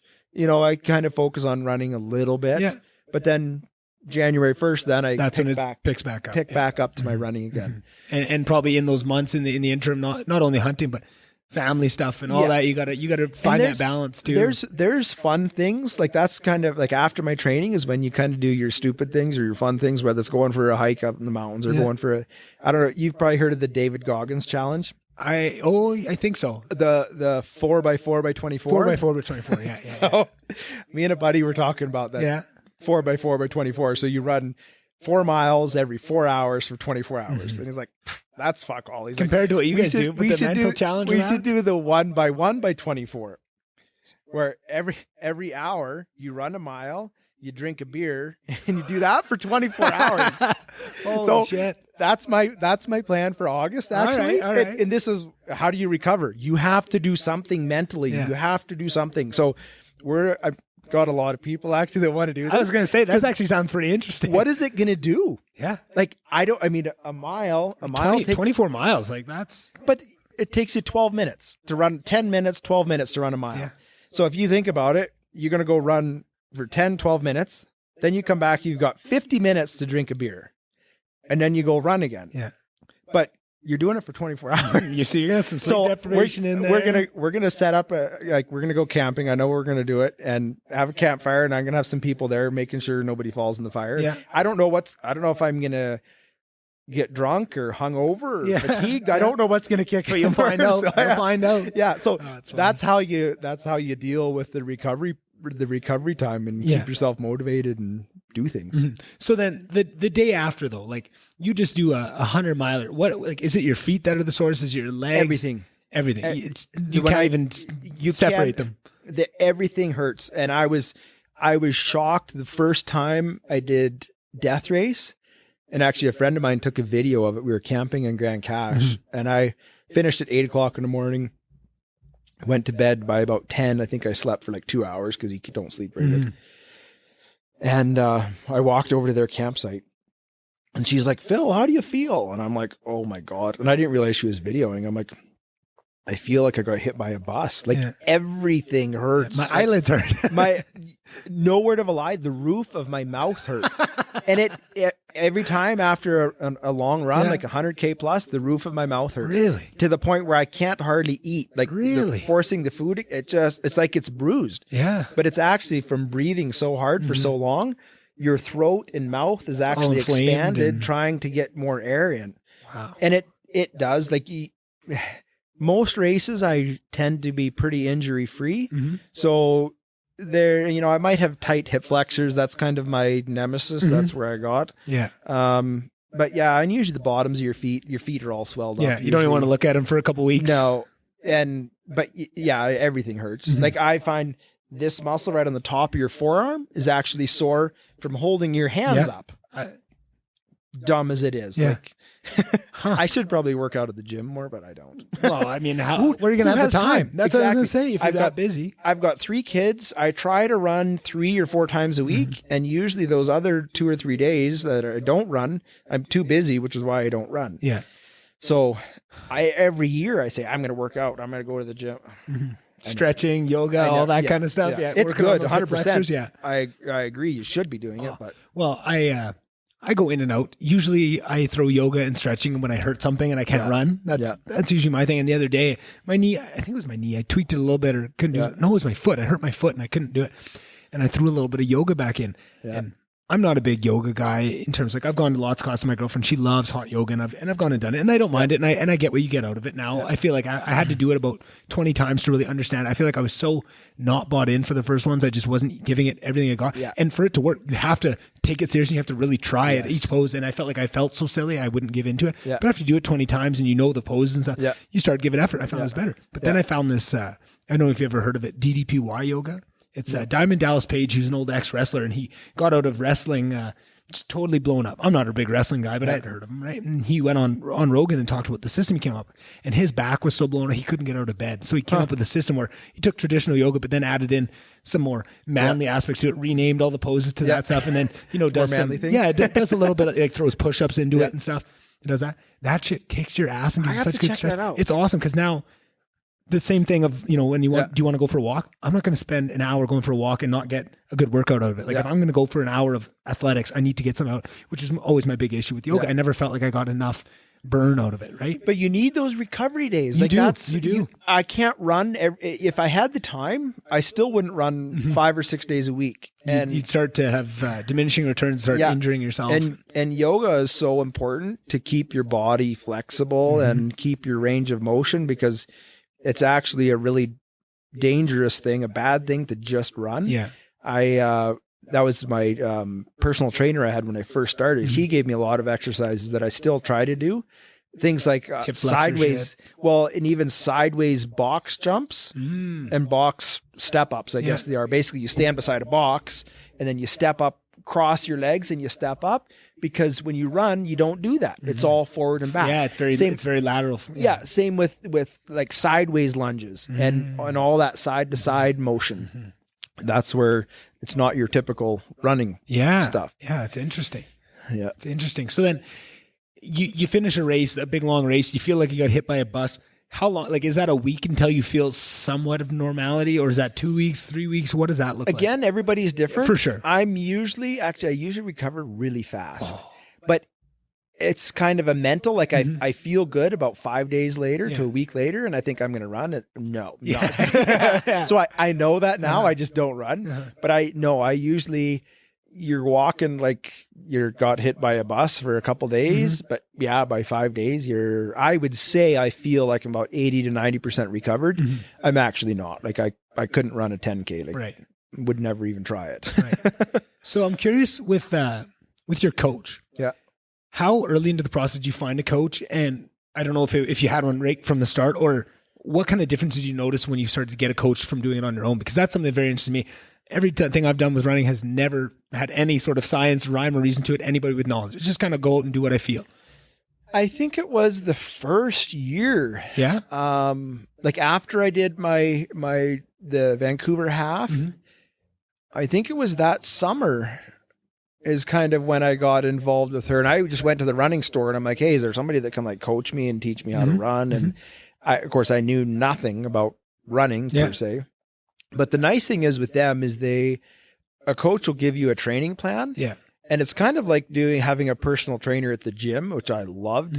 They set the weights on there and they say, do 3 reps. Okay. You do 3. Okay. Put some more weights on. Okay. Do 1. Oh, you just set a new PR. Oh, wow. Really? Didn't, just because you don't care. You're not paying attention to it. That's the cool thing about it. And same with a coach. So they'll do, on an average week, you'll have a 8K tempo run, which is an 8K fast run. Then you'll do a 12K steady run, which is just kind of a slow, you run everything, like you run all the hills, you run, just stay steady, run at a pace you can maintain the whole time. Yep. And then you'll do intervals where you'll run for 3 minutes and then walk for a minute and then sprint for 2 minutes. They come up with these things for some reason. I don't know why. That's just what they do. There's some science behind it. You just do what they tell you to do. Follow directions. So it kind of takes the thinking out of it for me. And then probably the more important thing is your long runs, which I always do on the weekends because I'm not working. She sets the goal for those. So it starts out as a 5K every weekend or 15K every weekend. To start, and then it goes up to like a 18K, and I think it's usually about 3 to 5% increase, and they build for like 5 weeks. You build up to 30K and then drop down to say 24K the next weekend, and then you go 24, then you'll do 28, then you do 33, then you do 40, and then you go back down to 35, and so it builds all those, and then she builds in light weeks in there, so even during my getting a little bit of recovery and not pushing too hard. And so then same thing after my long runs, then she usually gives me a power hike this year because of a 200-mile run is, use the term run loosely, a lot of power hiking. So in training, that's what I'm doing is a lot of power hiking. So tomorrow we're going down to Grand Cache, my wife and kids and I, and we're going to hike up a mountain. Well, I'm going to carry a 30-pound pack of books up the mountain. Yeah, there you go. Well, if you need any extra books, I got a ton upstairs. I think I've got enough. All right. Oh, that's awesome. That's I mean, we definitely would be remiss if we didn't jump right into that. The 200-mile you got coming up. So this is something during COVID, I'm sure there's not a lot of races you can get to. In Canada, things are kind of so restricted down. There's probably not a lot of races happening. There probably is in the States, but you can't get into the States. So you just decided you're going to put your own together, hey? Well, last year was supposed to be my year off of running because I did the Sinister Triple and that was hard on me and a lot of people. My wife is all that infrastructure is athletic as well. And she says, you need a year to recover. Yeah. I'm like, yeah, okay. I understand that. And she wanted me to not run so much for a year. So I was going to run 100K, just 100 kilometers. Yeah. Just a little bit out in Evergreen Park. Yeah. And make it a fundraiser for Odyssey House. So I had my route all planned and I'd kind of where people could sign up, pay $20 and you run a leg with me and then the money all goes to Odyssey House. But then COVID hit and so we're like, put the brakes on that. So I didn't do that. And I maintained still running 10K a couple times a week, and had fun. Like I had such a fun summer last year. And then, so I thought this year, and then my plan was to do a 200-mile race this summer. So then as travel restrictions started, tightening down and not, you start looking at 200-mile races. There's not very many 200-mile races. How many would you say there is in a year? A normal year, not with all the COVID shit. In Canada, there's a couple in, I want to say Quebec and Ontario. And there's a couple of these extreme, they call them expedition races. The Yukon Arctic Ultra, they actually have a 430-mile. What? In March in the Yukon. I don't know if you know the Yukon Quest. They go from Whitehorse to Dawson City. That doesn't even make sense. But they don't run a step of it. It's a power hike, the whole thing. Right. So they have Probably a shorter weeks. 14 days or 17 days. It's ridiculous. Oh. Definitely on my bucket. Oh yeah, that yeah. interests you, hey? Yes. Anything to push yourself. It's crazy. Like I've talked to a lot of people about it. Crazy. And they say, I mean, just the race entry fee and the gear. And a friend of mine did the 300 miler and she said, yeah, plan on 6 to 10 grand for the race. Wow. Hey, between gear and stuff. So they obviously have a 200-mile race. But there's none in Western Canada. So really? Not even in BC. You'd think there'd be something in the mountains. No, I don't think there's any 200 milers. There's Tahoe, Bigfoot, and Moab 240, the 200 Triple Crown. Those are the ones I know. And that's I wanted to do Tahoe. A friend of mine did Bigfoot in 2019. And so that kind of got me interested in it. She's actually the only person I know that's ever done a 200-mile run that I know personally. Wow. So I pick her brain lots. Yeah. Technique and strategy and all that kind of stuff. But so I got kind of, October, November last fall, I'm thinking, you know what? I'm not going to be able to go to those things. And even that, it's crazy expensive. It's like $1,600 just for the race entry fee. And then you got to fly down there with your crew. So ideally, I mean, there are people that do it solo. Really? Like, yeah, it's tough. Like that's a whole nother Almost level. Doesn't even seem possible. No. Because they have aid stations. I guess so they just rely on that. And they have drop bags. And this just say have my. Yeah. And so they'll put the drop bag at each different transition at the end of the legs. Yeah. And that's how this friend of mine, she did it that way. Wow. That is impressive. I'm not that much of an athlete, so I need my wife. Yeah. And so you're looking at probably $3,000 or $4,000 by the time you pay flights, and she's got to stay in a hotel for a week. So rent a vehicle to go leg to leg. Yeah. And so I thought, you know what, I'm just going to do something here. And it was so up in the air too. I'm like, I'm not even going to try to plan on it. I'm just going to do my own thing. And 200 miles is a long fucking ways. That is ridiculous. And you try to find 200 miles of trails. Yeah. I had a pretty hard time finding 100 kilometers here in Grand Prairie. So I thought, well, there's no way I'm going to get 200 miles. So I started looking down in Grand Cache at the death race course and different ways of running it. There's tons of trails in Grand Cache. Yeah. So I eventually came up with a 200-mile course.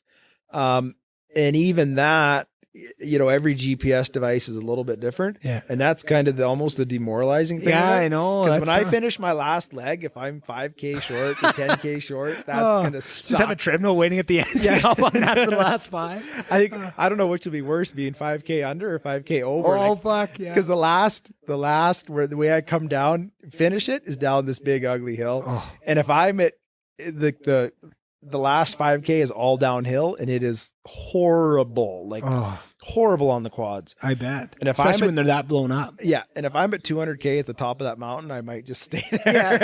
Yeah. Come chopping me out. Yeah. Chopping me out. Oh man. So, and even in planning the run, like I say, I'm not really a runner and I'm not kind of lazy. So I needed some motivation to keep me going on it. And so that's why I thought, you know what, I'll make it to support Odysseyhouse. Right. And what is Odysseyhouse? Just I was going to do some research and I thought I'm just going to keep it all. Yeah. So Odysseyhouse is a women's shelter here in Grand Prairie, and it's a lot of it. The more I get into this run and start talking about it, the more I find out about it. Just today, I had this lady tell me, she's like, you know what? She's like, I'm using the resources at Odysseyhouse, and it's normal people like you and I that as normal as you and I are. But need help. And a lot of what Odysseyhouse does is they actually have take in women and children that have been in abusive relationships. Very important. And sometimes it's actually legal police involvement, abusive spouses, abusive parents, whatever the case may be. I bet you they are so busy right now with COVID. It's unbelievable the stuff they do. And if you look on my Instagram or on my Facebook page, I just the other day posted some statistics of what Odysseyhouse has done in the last year. And it's mind blowing what they do and who they help out. Yeah. And my wife is a school teacher at one of the schools here, and she takes she gets a lot of the kids from Odyssey House in there. So she kind of sees the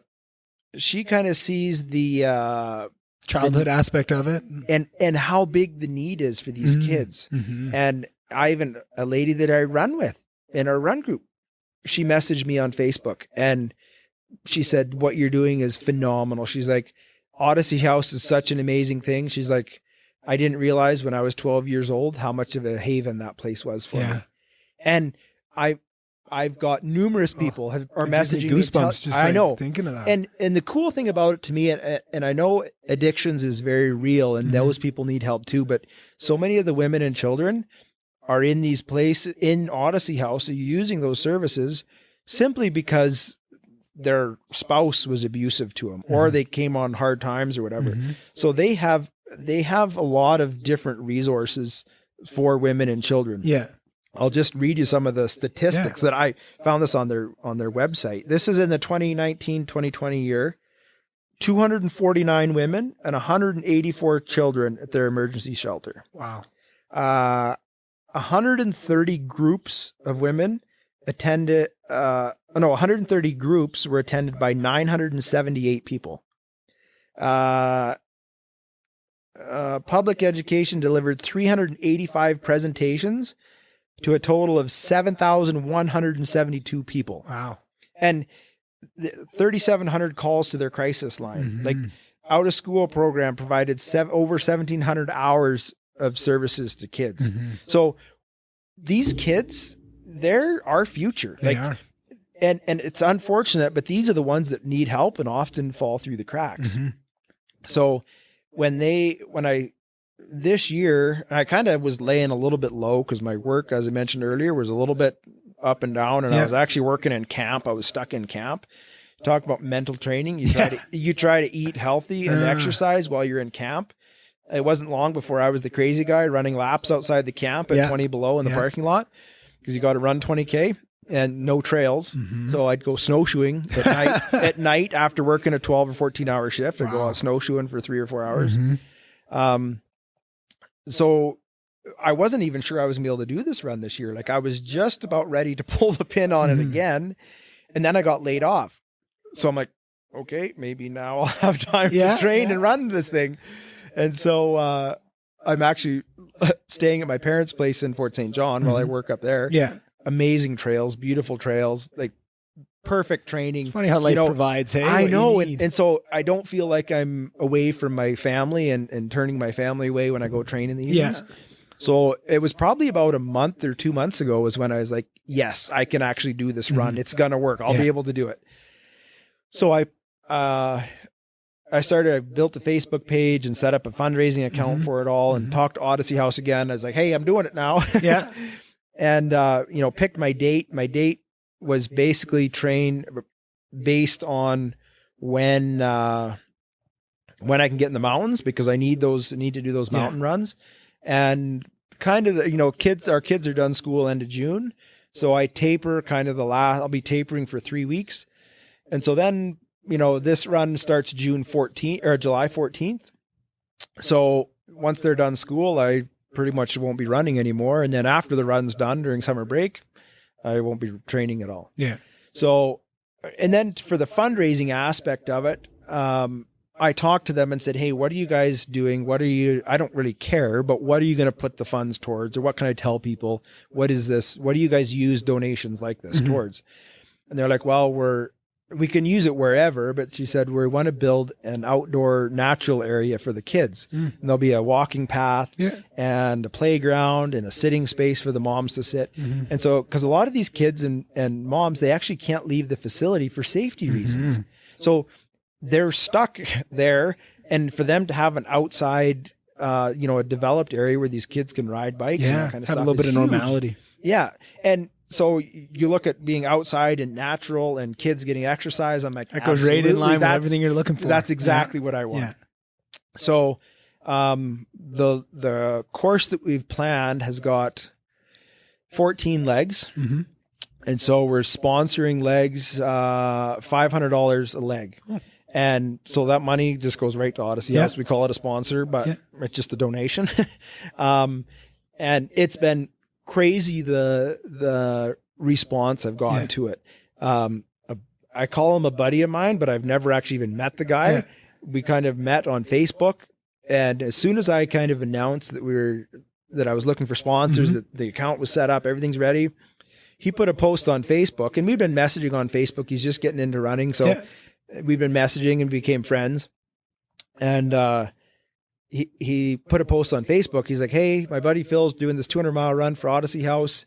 He's like, I've got $50. He's like, I need 9 more people to chip in $50 so we can sponsor a leg." Yeah.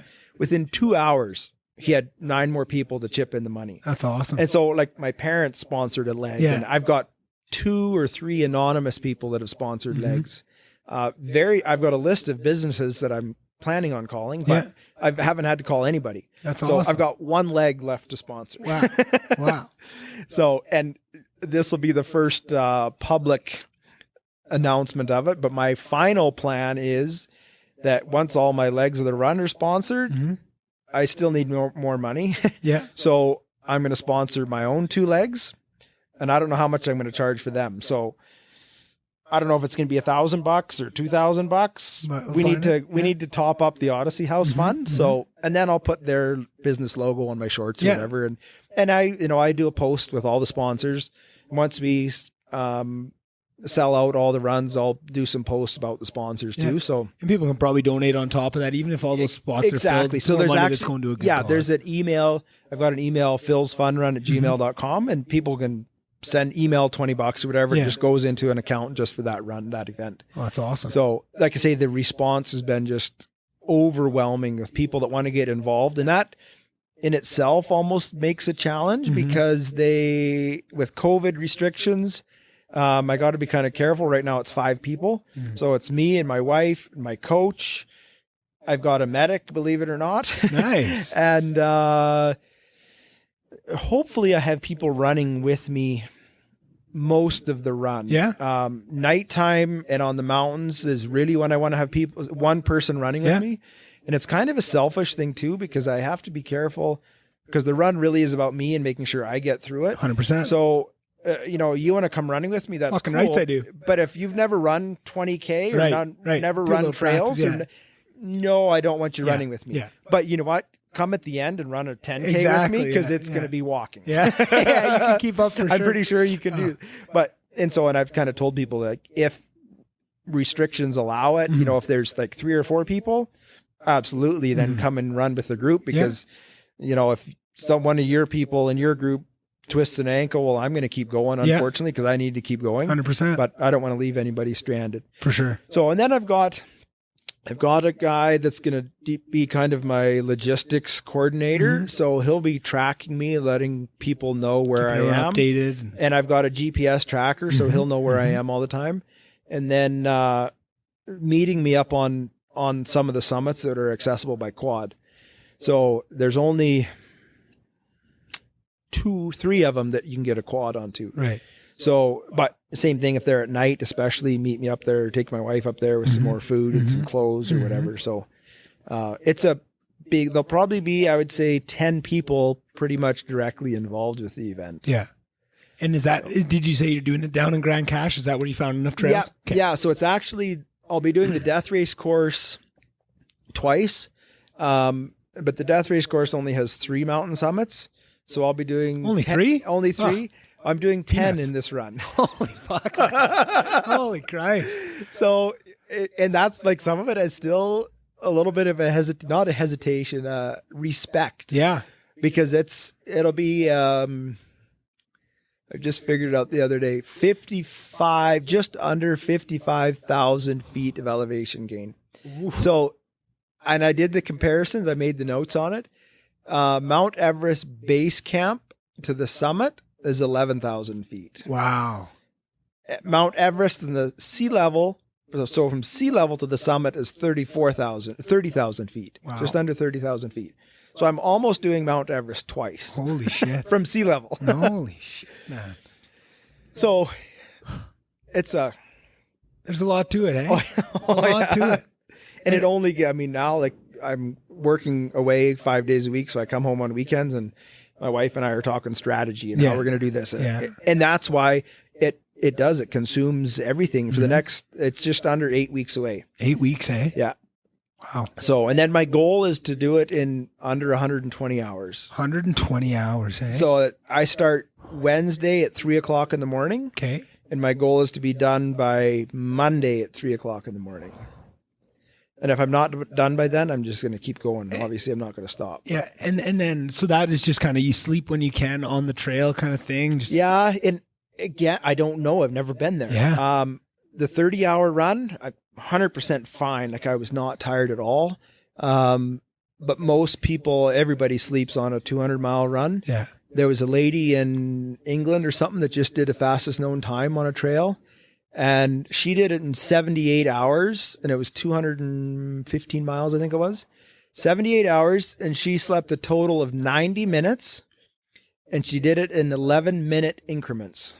Well, that's like listening to that, what's her name? Courtney Dauwalter, I think her name was. Yeah. I think she talked about she didn't want to sleep. And then she finally did, laid down, closed her eyes. She said she didn't know, just her body woke her up because she wanted to get going. And they said, you've only been sleeping for like a minute or something. She said she felt completely refreshed. She slept for a minute. And yeah, so you can't plan that. Like, you have no idea what you're getting into. Exactly. I don't know. Everybody I've talked to said don't stop for more than 2 hours because your body just locks up. Yeah, it'll go right into shutdown mode. Yeah. Yeah. So that's kind of my one. I typically don't sleep very good, but again, I've never been awake for that long and run that long, so I probably will sleep. But I agreed, it might be one of those kind of things where you sleep for 20 minutes and you're perfectly fine and away you go again. Right. You only one way to find that out. That's fascinating. And like this lady that ran this 200-mile. I've talked to her lots about sleep cycles and that kind of stuff too. And she just slept on the side of the trail. Yeah. And she said one time they came up on this road early in the morning and it was really cold from being at night and the pavement was warm and they all just laid down on the pavement because it was warm and they slept on the pavement. Do what you got to do at that point. Hey, make it happen. Yeah. Oh, that's fascinating. What about eating on like, is that easier to plan out? I mean, sleep is one of those things, it's a little bit of an enigma, but do you have it kind of planned out with your coach? Like how much calories, what kind of calories do you have that planned out start to finish? That's another big part of it. And any kind of a run over 20 kilometers, I should be eating something. Yeah. I'm a big frame. I burn stuff. I sweat ridiculous amounts all the time. So running or eating, nutrition is a massive part of it. Yeah. I can't remember what it was. When I did the 100-mile, I think it was like 24,000 or 34,000 calories. Wow. It was like 500 something McDonald's cheeseburgers is what I burned. But what does that actually break down? Is that gels? Are you eating those jelly beans? Or are you eating real food? I've tried those things, and this is what I tell people: when you train, you have to train your food. Yeah. Miraculously, I've just this summer discovered beer is amazing when I train. Really? It works for me. Like I was actually this spring, I did a 27-kilometer run, and it was early in the spring and it was hot. Like I was overdressed because it just turned into a beautiful day. And I was so hot. I'm like, I'm going to go down. There was a beaver pond that was kind of frozen. Yeah. And it was just like open water around the edges. And I'm going to go stand in that thing just to cool down. Yeah. And on my way down, I found this full beer can, like under the grass. I don't know how long it had been laying there. Alberta, baby. It was like faded, like from the sun on one side. What brand? It was Budweiser. There you go. It was the most delicious Budweiser I've ever had. I bet. So I took this thing and I stuck it under the ice in the ice water, and I went and did a 7K loop. Yeah. And I came back. So I'd been running about 22 kilometers or 20 kilometers at that point. And I got this beer and it was and I wasn't sure if it was going to be spoiled because I had been there for probably a year. Yeah. And, I just walked while I drank this thing and I'm like, this is like phenomenal. Yeah. And I drank it fairly fast and then started running again. And I did another 7 or 8K afterwards. And I felt like 100%, man, like not at all any slowdowns. And then I did it a couple weeks after that. I did a 33-kilometer run. And same thing. I actually had a tall beer, 27 kilometers in. And I even I chugged that one pretty fast too, faster than I should have. I had a little bit of a buzz already because you're a little bit dehydrated. For sure. And I started up this hill. I did a 5-kilometer long hill, the haul road down there. And I felt phenomenal. Like it just bam, it just kicks in. So that'll definitely be in my arsenal of food. What did your coach think of that when you tried to squeak some beers into She might not have heard it yet. Should be hearing this. But honestly, it's whatever works for you. For sure, 100%. What works for me won't work for you. So when I first started training, I did dates, believe it or not, which people are like, dates? Like that's fiber? That gives you the shits.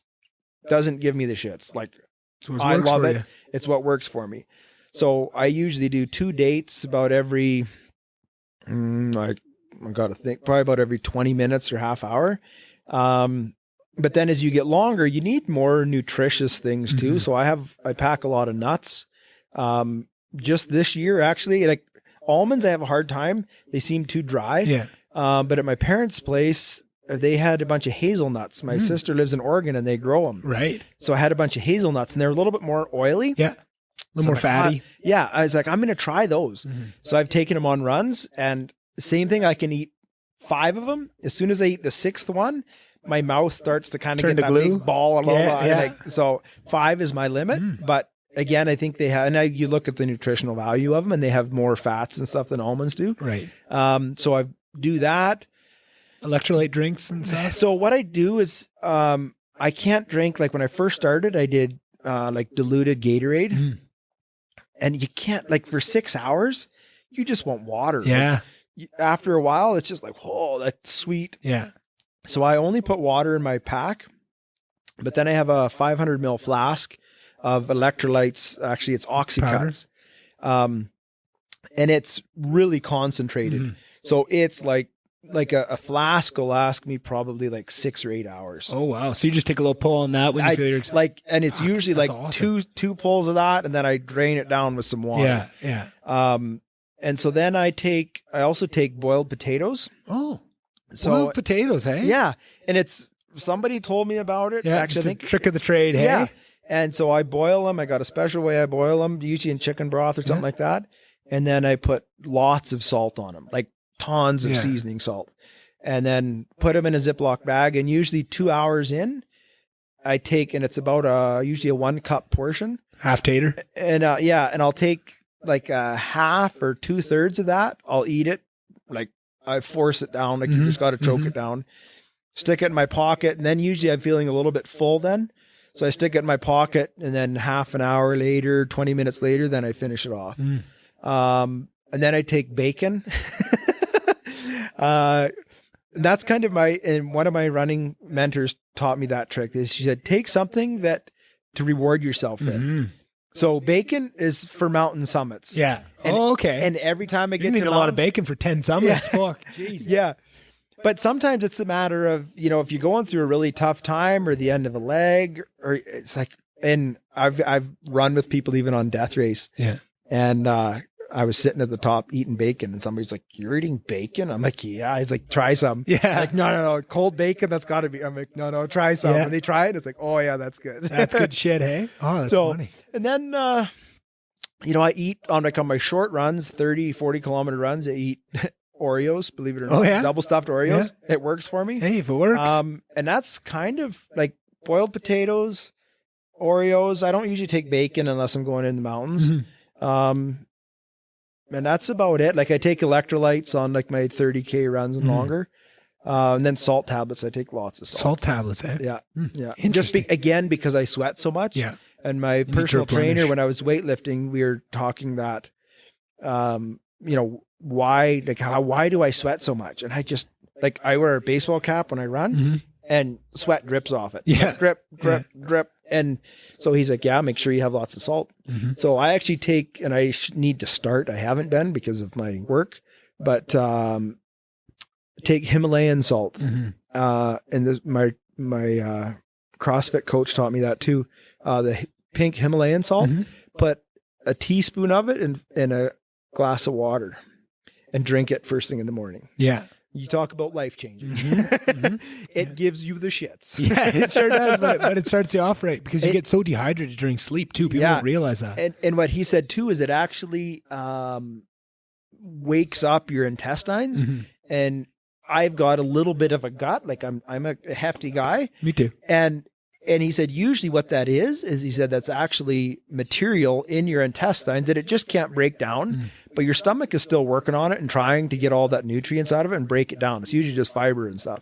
So he said, take this salt, and it's like clockwork, man. Like I drink it first thing in the morning when I wake up, and an hour and a half later when I get to the office. Yeah. See you later. Yep. I'm busy for kicking a little bit. indoors. Yeah. But it takes me usually about a month or 6 weeks of doing that. And then it doesn't bother me anymore. Yeah. Your body gets used to it. Yeah. Yeah. Yeah. That was, but then I think your intestines kind of become more efficient at digesting all that food. And I think that's why a lot of runners have problems with intestinal problems when they run long distance, right? Whether it's diarrhea or throwing up or whatever. That's a very common thing on the trail. And I've never had a problem with either one. That's awesome. Yeah. The other day I was just hearing all these people talk about electrolytes. And I know all these podcasts, and I read it in books, right? Aubrey Marcus wrote an amazing book called Own the Day, Own Your Life. And he just goes through a day of doing all the healthy things. That was one of those ones, right? Yeah. Himalayan salt right in the morning, right when you wake up. And then electrolytes. So I just ordered some of those, just ripping powdered. It's like a stick of electrolytes and have it in the mornings. Man, did that get me. I was not prepared for the shits that came with that the first couple. But like you said, after I did it for a couple of weeks, got used to it. Right? And your body will adapt. It's amazing what the body can adapt to. And people just don't ever push it past, maybe 10% of what it's capable of. So they never get to see what these things, what adaptions it can make. And that's your training runs you have to take those kind of things into consideration. And with it being 200 miles, of course, it's going to be 5 days. So the longest I've run so far is 30 hours. So we're talking a crazy lot longer. Yeah. The other thing I do on my transition, so at the aid stations, is I usually have a boost with calories, like one of those boost shakes. Yep. Oh yeah. And what's your flavor? Strawberry? Chocolate. Chocolate. All right. I can't do strawberry. All right. And usually they're kind of syrupy. Yeah. So I usually choke down one swig, and then I fill it up with water again. Water it down a bit. And then orange juice as well, just because it's a good sugar. Yep. It maintains yourself, slow burn. Yeah, slow burn sugar. And then, it's also on that long of a run. And usually on my races too, I usually have chicken and rice. And I actually make I like to cook. So when we cook up a turkey, I'll usually boil the carcass and make turkey soup and put some chicken in, or some of the meat in there. Yeah. So then I'll cook rice in that broth with some bits of chicken and stuff in there then too. I'm so hungry. Yeah, I know. It's delicious. I know. So then my wife will have those in a thermos then at the aid stations too. Beautiful. But a lot of times you don't know what to eat. Yeah. And that's where your crew person, my wife is a pretty strong person, and she gets in my face sometimes at the best of time. And, but especially at aid stations, and you got to eat this now. Take another bite. And she'll force feed me. Does she ever do the airplane to make you eat it? No, not anymore. All right. Not funny at an aid station. Fucking 60 kilometers in. Oh, yeah. That wouldn't go over well. But, so she's pretty in tune with nutrition and that kind of stuff too. So she'll be keeping track of that, because I think for this long of a run, calorie intake is going to be huge. Crucial. That's, I'll probably I'm sure I'll run a deficit. I don't see how you won't, but definitely something I'm focusing more on.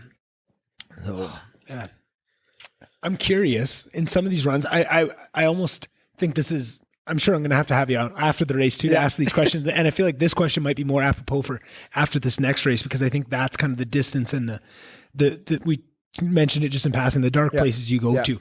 And lots of these stories of listening to these guys, some of the hallucination and that type of thing, that when you push yourself, when you're doing these 200-mile races, your body is so fatigued and so to this place that your mind will go to these places and you see these things. Have you experienced that yet? In any of the races you have? I want to. That's why you keep going longer and longer, hey? But everybody's different. Some people experience that on a 100-miler. Yeah, and some people will never. I did my 100-miler, and I was 100% fine. I was never even thought about laying down to sleep. I never was slurring your words and going a little wonky. Well, now on I think it was Black Spur, one of my races, I can't remember, my wife would know. I came into an aid station. She could tell it was a little off. Yeah. And there's actually a picture on Facebook. If you want to see a powerful picture, I'm sitting in the chair in a tent with my head in my hands and I'm crying. And my wife is on her knees in front of me, just giving me shit. And the most loving way possible, telling me you have to eat this. You will not make it. And it was in the afternoon, so I wouldn't even been halfway through it yet. Wow. And she's giving me shit because you got to eat more and to get out of those low spots. And it's all, you get low spots, whether it be physically or mentally or nutritionally, but you have to keep going. That's the trick, is how do you get out of it? And when you're doing a race that long, the mentally, the nutritionally, all those physically, you're going to have all three at once when you go that long, right? You probably in some of these other races you experience, a mental low point, a nutritional low point, you're going to be feeling all of them. Hey? Yeah. So probably the toughest mental thing for me, and you've made notion earlier, you already want to talk about it, so we'll talk about it, is the bear encounter I had. Yeah. It's one of those things that I have to be careful how I say this, but I've been an outdoorsman all my life. Hunted, biked, fished in the Yukon, been around bears, almost never had a problem. Yeah. And I had an encounter when I was training for my first death race, and life-changing. Where were you? On the death race course. Oh, all right. I got to run by it twice. Oh, fuck. Yeah. So you talk about mental. Wow. And after that happened, that was June 29th, I think. And I went down and I ran a leg of Sinister. So I was on a relay team. And I ran a leg of the race at 24 kilometers. So just it was kind of a short, but training run. Like I was having fun. It was a blast. And I'd run up behind people and see some lady with or a person with a bear spray in their backpack. And I'd be like, hey, how fast can you get your bear spray out? Yeah. And this one lady, she kind of snarked at me, and she was like, I've been running races. And she was like probably in her 60s. Yeah. Like she was very experienced trail runner. I could tell just from her gear and the way she was. Yeah. She's like, I've been running trail races for 30 some years, and I've never carried bear spray, because I heard about this encounter from these people up in Grand Prairie. So I bought bear spray just for this run. Yeah. I'm like, that was me, actually. And I said, if I would have had my bear spray in my backpack like you do, I said, my funeral would be today, not running this race. Wow. So and actually it was the year before in Golden. That was one of the requirements. You had to carry bear spray for the race. I'm a hunter. I'm a bush guy. Yeah. I carry a gun, not bear spray. But running, I just never carried bear spray. Like, why? Even as a kid, we didn't even own bear spray. We took a gun, or we didn't take anything. Make lots of noise. Yeah, make noise. Exactly. And you grow up in it and you hear all this. Yeah, exactly. Same with me growing up in Slave Lake. When I'd go run in the provincial park and shit, I was always, that's why I'd say no headphones, just to be aware. But I wasn't all that worried about, because you run into bears so much, you just don't even think of anything. Exactly. And they always just run away. Like that's, so me and a friend of mine, well, there's actually a group of us, about probably 10 or 12. We're doing leg 4 of the death race up Mount Hamel. And, usually, like in a group like that, people kind of split up, and you get the slow people to the back and the faster people to the front, but nobody runs alone. That's kind of the rule, especially that remote. So usually 2 or 3 people in a group. And so me and a friend were together up in front. She had a dog with her, a big dog, and on a leash, like a 6-foot leash, like attached to her waist. And we were almost out of tree line. We were in the scrub spruce trees. And she was on my left-hand side, and she was like, what's that noise? And looked to the left, and this bear stood up about 30 feet away from us. Grizzly. Oh. And all you could see is the top of here. And I had my pepper spray right here on my front chest on my right side. And I grabbed my pepper spray, and as fast as she said, what's that noise? We looked, saw a bear. I grabbed my pepper spray, and I sprayed that bear from like 5 feet away. Wow. And she went, because the road was kind of cutting a side hill, so it kind of came down a little bit of a cut bank at us, and we backed up, obviously, to get away from her. Yeah. And she went running left, downhill. Back towards the guys that are coming up, the rest of your crew? Yeah, but she, just 10 feet, and then went down the hill more. And then 2 cubs come out of the bush, uphill from us, and they were 2-year-old cubs. So they're waist high. They wanted to eat us, too. So I sprayed them. And I'd never used bear spray before. Yeah. And the first time when I sprayed it, I'm like, whoa, that's not what I expected. And then they started running circles around us. And so they'd go down into the trees, down the hill, 20 feet, 30 feet. and then they'd come up onto the road uphill from us, and they'd run down the road at us. And so I just give them a spray of that stuff every time they come by. And I thought Lisa was standing right behind me, and I sprayed once, and I could tell I had like half a spray left. Yeah. I'm like, Lisa, where's your bear spray? Where's your bear spray? Because I knew she had some. Yeah. And she's like, I can't find it. And she wasn't, I could tell by her voice, yeah, she wasn't behind where me you anymore. Thought she was, yeah. And I'm like, what? And I started looking around, and here she'd fallen down the hill. And her shoulder is fairly steep off the side of the road. And she was laying on her back. Her shoulders were kind of still up on the road. Yeah. And at that point, the sow had come up underneath a spruce tree and was like a foot away from her feet, 18 inches. And at that point, it's like everything just did all, and it's just slowed down. And to this day, I can still see that bear right by her feet. And I remember thinking, if the bear opens its mouth, I'm jumping down there. Like I'll jump on top of Lisa to get to the bear. And I can just see the bear's mouth was closed. It was growling, but its mouth was still closed. But I was sure we're just going to grab her foot and just drag her down the hill. The dog was still tied right beside her. And I was yelling at him, yelling at the bear, waving my arms. I had my hiking poles with me, and the bear wouldn't leave. No. Like it was just had cubs with it. It's not leaving. Well, the cubs, neither one of us know where the cubs were at that point. Right. And it just was like tunnel vision. All I could see was that bear and Lisa's feet. Yeah. I remember seeing the dog there, but I don't know if the dog was barking. Lisa and I, neither one of us remember what the dog was doing. And so finally I just leaned over. Of course, I'm standing up on the bank. And so I was about 10 feet away from the bear. Yeah. And so I leaned over Lisa as far as I could, and I just emptied the bear spray canister. Yeah. And if you've ever seen a bear spray canister empty, it kind of goes, and it just like fizzles fire extinguisher does. Yeah. Well, of course, that kind of went on Lisa too. Shit. And I remember saying, sorry, Lisa. Yeah. But that kind of gave the bear left then. Yeah. Went back up the hill onto the road again. And are any of the other runners starting to catch up to you guys now? No, they were still quite a bit behind. They were about a kilometer behind us. Yeah. And so the bear went up probably 40 or 50 feet up the road at that point. And Lisa rolled over and was able to grab some rocks.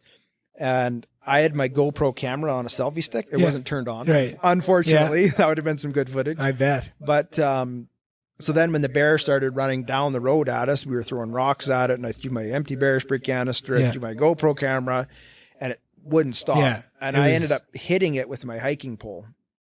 And I was like waving my hiking pole as it was. But I just remember hearing the whoosh of my hiking pole, and I kind of hit it like right on the back of it, like kind of behind the head a little bit. I'm sure it didn't hurt it, but I think it was just the physical contact. Yeah.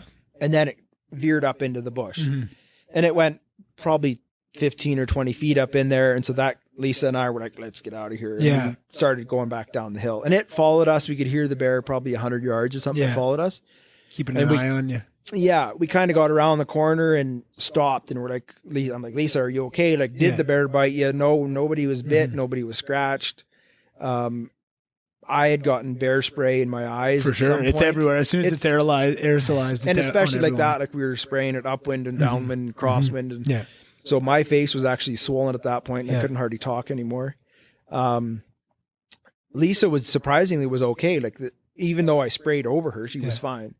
Everyone reacts differently to that shit too. Yeah. And so we grabbed some more rocks and started walking downhill, and I don't know. There was no cell service there, and I don't remember what we were thinking or talking, or we went just probably try to meet more people. Yeah, so we went downhill and met with the group. Yeah, and we're like, "Whoa!" We just like got chased by some bears, and we're like, kind of in shock. Shock a little bit, yeah. And I don't remember it, but Lisa told me said afterwards that I actually mentioned we can go back. Like the bear's been chased away now. We can keep going if we want. And that idea got shot down pretty fast. I'd say so. So we went back, and we were about probably 6 or 8 kilometers from the highway. So we kind of jogged, walked, got down to the highway. And then pretty much once we got to the highway, Lisa went kind of the shock wore off. And her eyes started burning really bad. So we washed her eyes out in a creek, and that didn't really help. So we ended up, somebody took her into town to the clinic. Yeah. And then we walked back, and there's no cell service there. Like because we were supposed to go up and over this mountain. So we had one vehicle at the trailhead. And one at the end. And then the rest of them at the other end. And we weren't thinking, obviously, because we should have had somebody go with them into town and drop them off at our other vehicles. But no, that 2 people went into town and the rest of us walked the 7 kilometers back to our vehicles. Yeah. So I called my wife, and really shitty cell service. Yeah.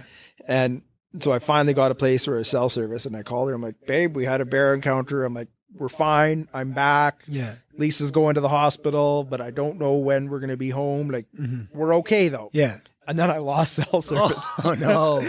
And my wife was like, so she calls my brother in Fort St. John, and she was like, what do I do? Like, is there anything, what do you do in a case like this? Wait. Like that was just it. Not what you want to hear in that situation either. No. So that really was I don't know, a lot of things for me. Yeah. I bet. Talk about mental strength. Fucked me up bad, to say the least. I ended up. How long before you went trail running again? A week later, I did Leg of Sinister. So I came back. I worked for a week. I went to Sinister. We did some camping for a week, and I was managing a trucking company for my brother. High stress position, and working long hours and stuff. And we took a week of holidays after running that Leg of Sinister.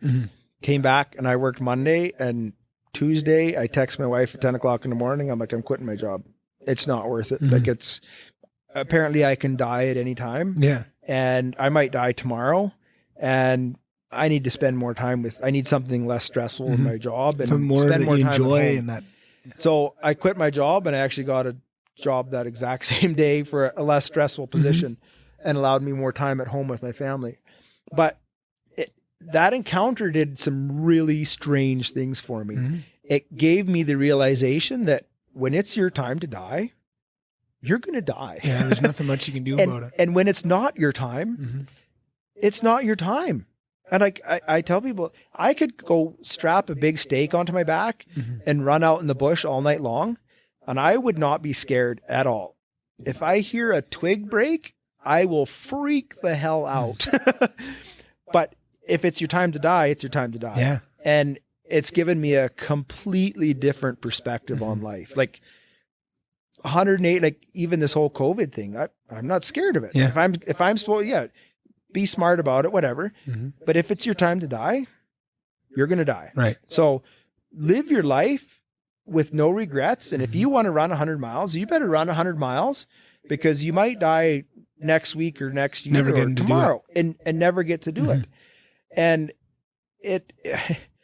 it's been a life-changing experience. And I still, just 2 weeks ago, I was out in the mountains, and this encounter was 2 years ago now, but I was out in the mountains running, and I was in front of this lady. She was 10 or 15 feet behind me, and I thought I heard something off to my left, like a bird or a twig break, and that usually freaks me out.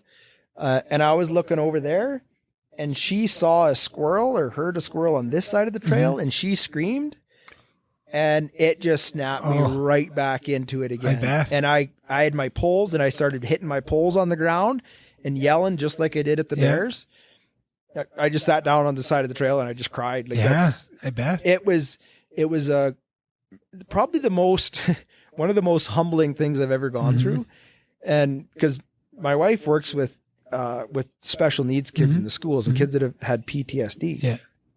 And she even told me, she's like, watch for these signs. This is what you're going to, and I'm like, did you ever talk to somebody about it? Oh yeah. Like, I've talked to a lot of people about it, and there's a lot of very interesting aspects behind it. I bet. And things you can't control. Not a lot of things you can control. No. And like that happened on a Saturday, and Sunday I was taking a shower and I just started bawling. Yeah. Like for no reason. And I would cry and cry, and Sherry heard me. She came into the bedroom and goes, "How much she heard me?" She's like, "What's going on?" I'm like, "I don't know." Yeah. And I got out and just wrapped in a towel and sat on the toilet and cried. Like, you can't explain it. You can't. But it's given me a I guess it's given me strength to push through those things. And Mount Hamel is a pretty special mountain for me now. Yeah, I bet. You know, death race. So when I did go back and run it one other time on a training run because I didn't want to do it on death race for the first time. There. So I ran past that place and didn't really have any visceral reaction to it. No. But I've gone by it on training runs, and I've actually built a Inukshuk right there where it happened. Yeah. And it's just kind of it's a special spot for me for sure. I bet. Wow. And hearing you you talk about that, and something that in the last year I've done a lot of research on is it's this thing called the it just left my mind. I've talked about it on the podcast like 900 times. Anyway, it's this theory that a huge chunk of human motivation is based off of our own mortality and coming to terms with our own mortality. Yeah. And because as we evolved and got more conscious and were able to do more things, we also became conscious that we're all going to die one day, right? Yeah. You look at a dog or a bear or whatever, they have no conception of the fact that they're going to die one day. They do eventually, but they can't think about that and think of the implications of it, where humans can. Yeah. Because of that, we've evolved this amazing capacity to compartmentalize. I'm sure you've seen this in a million areas with a million different people, but that all stems from this idea that we've compartmentalized this huge piece of this huge existential dread that would paralyze anybody, and we wouldn't be able to get anything done. You wouldn't be able to feed your family because you'd just be sitting there with the existential dread. Yeah. But now, because we've compartmentalized it away, what happens when you compartmentalize and don't deal with something? It manifests in other ways in your life. And so much of it, and they go through all these studies. There's this book I've recommended on this podcast probably 900 times. People probably say about it. It's called The Worm at the Core. Not a big book. Actually, one of the researchers that a lot of the work was done at the U of A, and it's fascinating. What's the name of the book? The Worm at the Core. Worm at the Core. Yeah, it's called Terror Management Theory. That's what this whole theory is, if you want to look up the theory. And there's a couple other good books on it that I've read. But it's so amazing how much we don't realize it, but our own fear of our own death and not sitting and meditating and thinking about that fact, exactly what you talked about, those things that became clear to you after and how that opened up your life, and how much we don't realize we are a slave to that, and how much our actions, our actual physical actions and the choices we think we're making for this reason is actually some way tied to that. And they'll do these studies where they will do these things called death reminders, where they'll do these studies where they ask them about certain things, but they'll do a little cue to remind them of death, right? They might walk by a mortuary, or they might, give them, you have to read these 20 words. Some will be like happy words, some will be, towards death and these things. And then they put them into studies and they see how they react. Just the reminder of death is so powerful, and they use it in marketing, which is one of the things that I've been very upset about throughout this whole COVID pandemic, is how much they know that, and they've used so much of this fear that is the number one fear. It is the ultimate to get people to change their behavior. They're using it, which is, you could make an argument. Genius in a way. Yeah, exactly. Right. And you could make an argument for, is that necessary? Do you need to pull, hey, this is something that we need, everybody's dying, right? I would make the argument that pandemics as a whole, yes, there might be a time where you need to pull that card and you need to do that, where this one just might not be it, right? And I think you're using up your social capital for people to believe you and to not, I feel like there's a lot of damage by using that when it's not. But that's so fascinating to hear that you've had, without knowing that theory and knowing those things, having an experience like that. And that's why you hear these near-death experiences and how life-changing it is to people. It's that acceptance, right? And then you hear people that a lot of times hallucinogenics like mushrooms and LSD can also do this thing of this dissolving your fear of death, and how much that changes your life, not just for that time when everybody's time comes for you to be okay with that, to pass on, but for every moment up until that moment. It helps you in life. It helps you. It unburdens you from that aspect of this thing that is running so much of your life and you don't even realize it. You don't need to do mushrooms. You don't need to get attacked by a bear to do this. You can sit on this and do it, but it's one of the most painful things. If you ask somebody, like the biggest fears in the world, it's, like public speaking and heights are the two biggest ones. But I'd say one of those ones, if people really thought about it, you ask somebody to just sit quietly and just think about the fact that you're going to die one day and all the implications of it, and that you can die tomorrow for 20 minutes. Do that. That is a terrifying, shitty experience. That's why that right there is the example of why nobody does this. It's so powerful. But to know and to read these books and to see all the benefits that you can get out of it, you could call it lucky. You could call it whatever it is. I would never call it bear attack lucky, but to have that manifest itself in your life and see that you get to see the positive of it and to look at it, right? That's the key, is finding the positive in it. Like, exactly. You know, back up, and I mentioned it earlier, this bear necklace that I have in my pack that I carry. My wife is deathly afraid of bears. Yeah. Like, freaked right out of bears. So when we had before your experience? Oh yeah. Like all her life she has been. And so she actually, when we were, must have been probably almost 20 years ago now. Yeah. She, no, not quite that, 17, 18 years ago. She decided, we were living in Fort St. John, and she decided she wanted to shoot a bear and thought maybe that would help her overcome her fear. So she did it the legal way. Like it was that important to her. She went and took her hunter safety course. Yeah. My wife is 100% not a hunter. Yeah. Took her hunter safety course, got her hunting license, borrowed a rifle, and we went out and shot a bear. And it did nothing for her. Yeah. Like she said, I didn't feel any emotion. I didn't feel any remorse. I didn't feel anything. Of course, she's grown up around me hunting and seeing wild game dead and that kind of stuff doesn't bother her. And so when she shot that bear, I actually kept a bunch of the claws and claws and the teeth.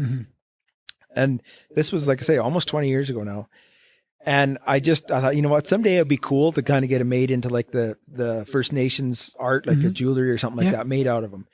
But I just never had a reason or thought of it. And on the drive back from Grand Cache after the bear incident, I'm like, now is the time. And I'm like, I know exactly where those are. They're in the bottom of a tote on the back shelf in the store. Like, and I went home, I'm pretty sure it was that day or the next day. Dug them out. The first tote I pulled out, I knew right where they were and I got them. Wow. So I made a couple calls to a friend of mine and I found one of the elders from Horse Lake First Nation. Cool. And who makes traditional jewelry. So I kind of told her a little bit about my experience with the bear. And I said, I don't know. She was an older lady, very, very wise. And I'm not into the whole, you know, the First Nations spiritual side of things or whatever. But this, to me, it really meant something. And I guess I was still, at that point, I was still trying to find answers and find out why and what and how do I process this. And of course, my kids are they're kind of a little bit freaking out because they know I have to go run this death race all night long on the same course. So I told her what happened and I took her the claws and 4 teeth. And I said, can you make me a necklace out of this? And I said, I want one for me and Sherry and then one for each of the girls. Yeah. And told her about it. And she's like, absolutely. So came back a couple days later and picked him up and she had put it was the coolest thing. She put a grouse feather in there. Yeah. And there's a certain feather on the grouse that actually has a little heart in it. Yeah. And there's one, most of them only have one heart, but there's one section she had a feather with 3 hearts on it. So my necklace has got the bear claw, the bear tooth, and the feather with 3 hearts on it, and the girls only have 1 heart on it. Yeah. So she said, take these. She smudged them after she made them, and I'm like, well, what does that mean? I don't know. Right. Didn't know. And she said, well, you know, it basically takes away any negative thoughts that I might have had while I was making them, any negative energy, and it purifies them.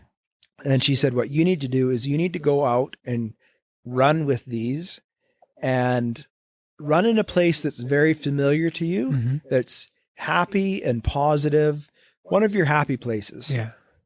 So I took these necklaces and I actually put all 4 of them on, and I hate running with anything around my neck, but I put all 4 of these on and I went and ran this place out in Evergreen and I've run it probably 300 times.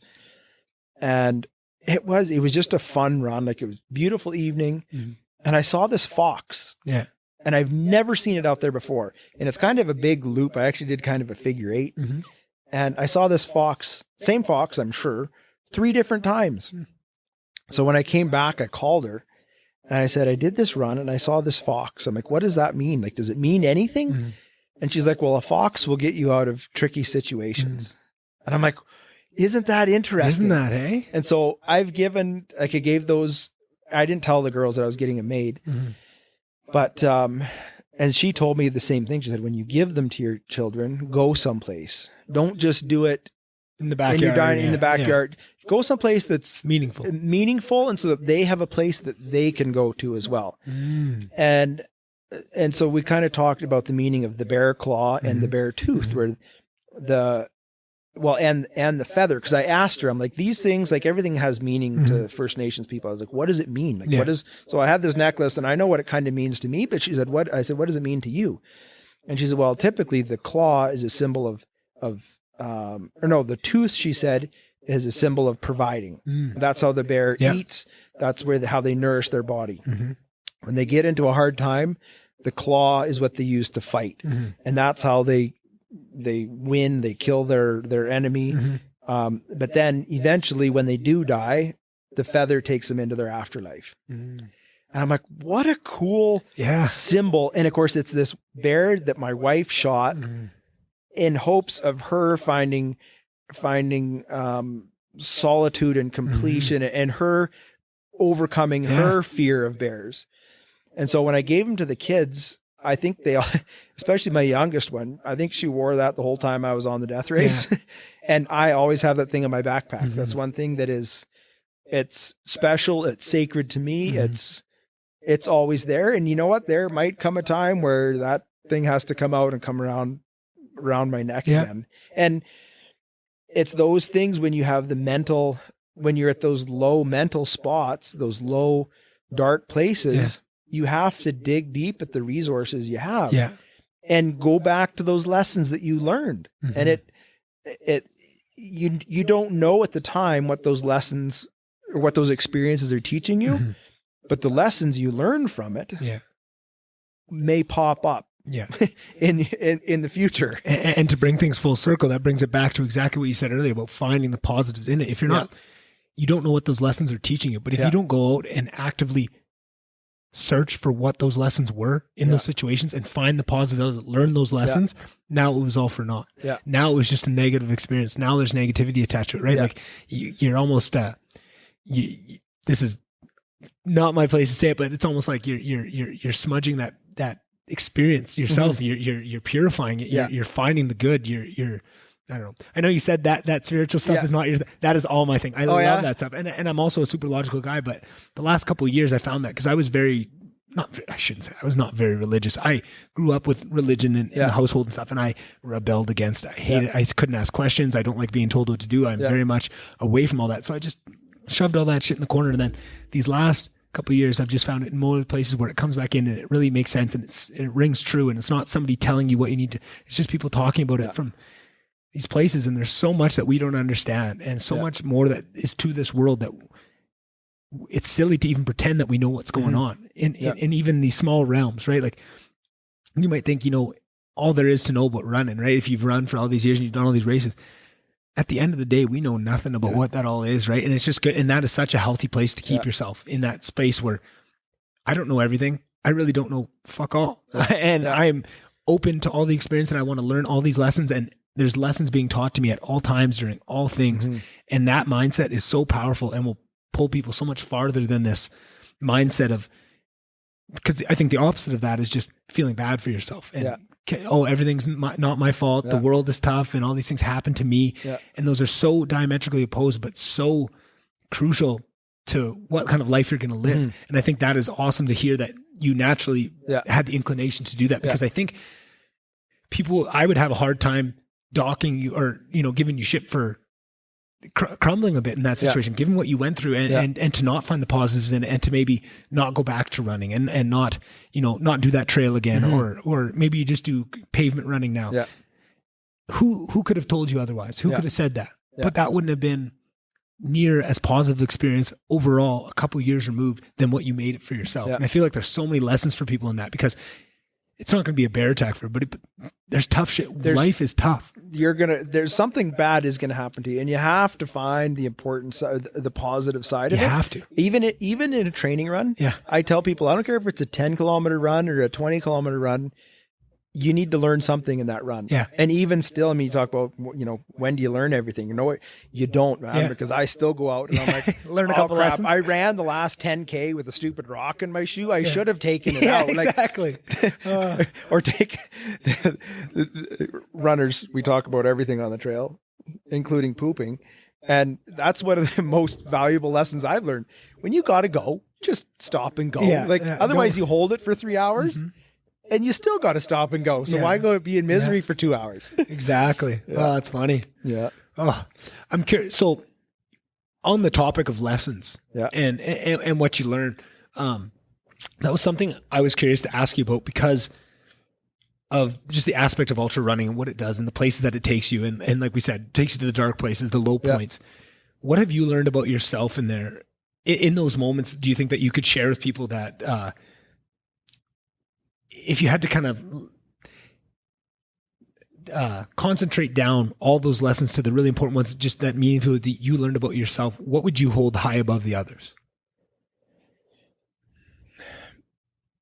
The most important thing, and it kind of encapsulates all the lessons I've learned, is we limit ourselves. Yeah. Like you and I, and any person listening to this, you're not limited. Like you don't have limits. Yeah. You are limiting yourself, or I am limiting myself, saying I can only run 10 kilometers. That's as far as I can run. Okay. Some people have bad knees and they can't run at all. Okay, so maybe running is not your thing, but it might be motivational speaking. It could be, the list goes on and on and on. It's the analogy of, asking a fish how well they can climb a tree. Yeah. That's not what they do. They don't expect them to. They're going to be horrible at it. Yeah. So limiting yourself comes in so many forms, whether it be on a trail race. And I think, in my mind, I can only go this far. I can only go this fast. I can go faster if I want to. And it's changed, I think, in the last 5 years. It's probably changed my mindset. And it goes into my personal life, into my professional life with work.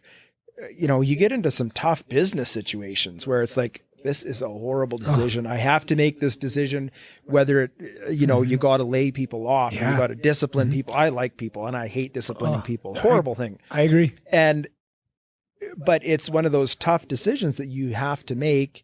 And you know what, in the end, it's all going to work out. Yeah. And conversely, it might be you that got laid off. It might be, I've had such in my 20 plus years in the workforce, I've had 2 or 3 jobs for the last 17 years. Yeah. In the last 7 months, I've been laid off 3 times. But I laugh at it now.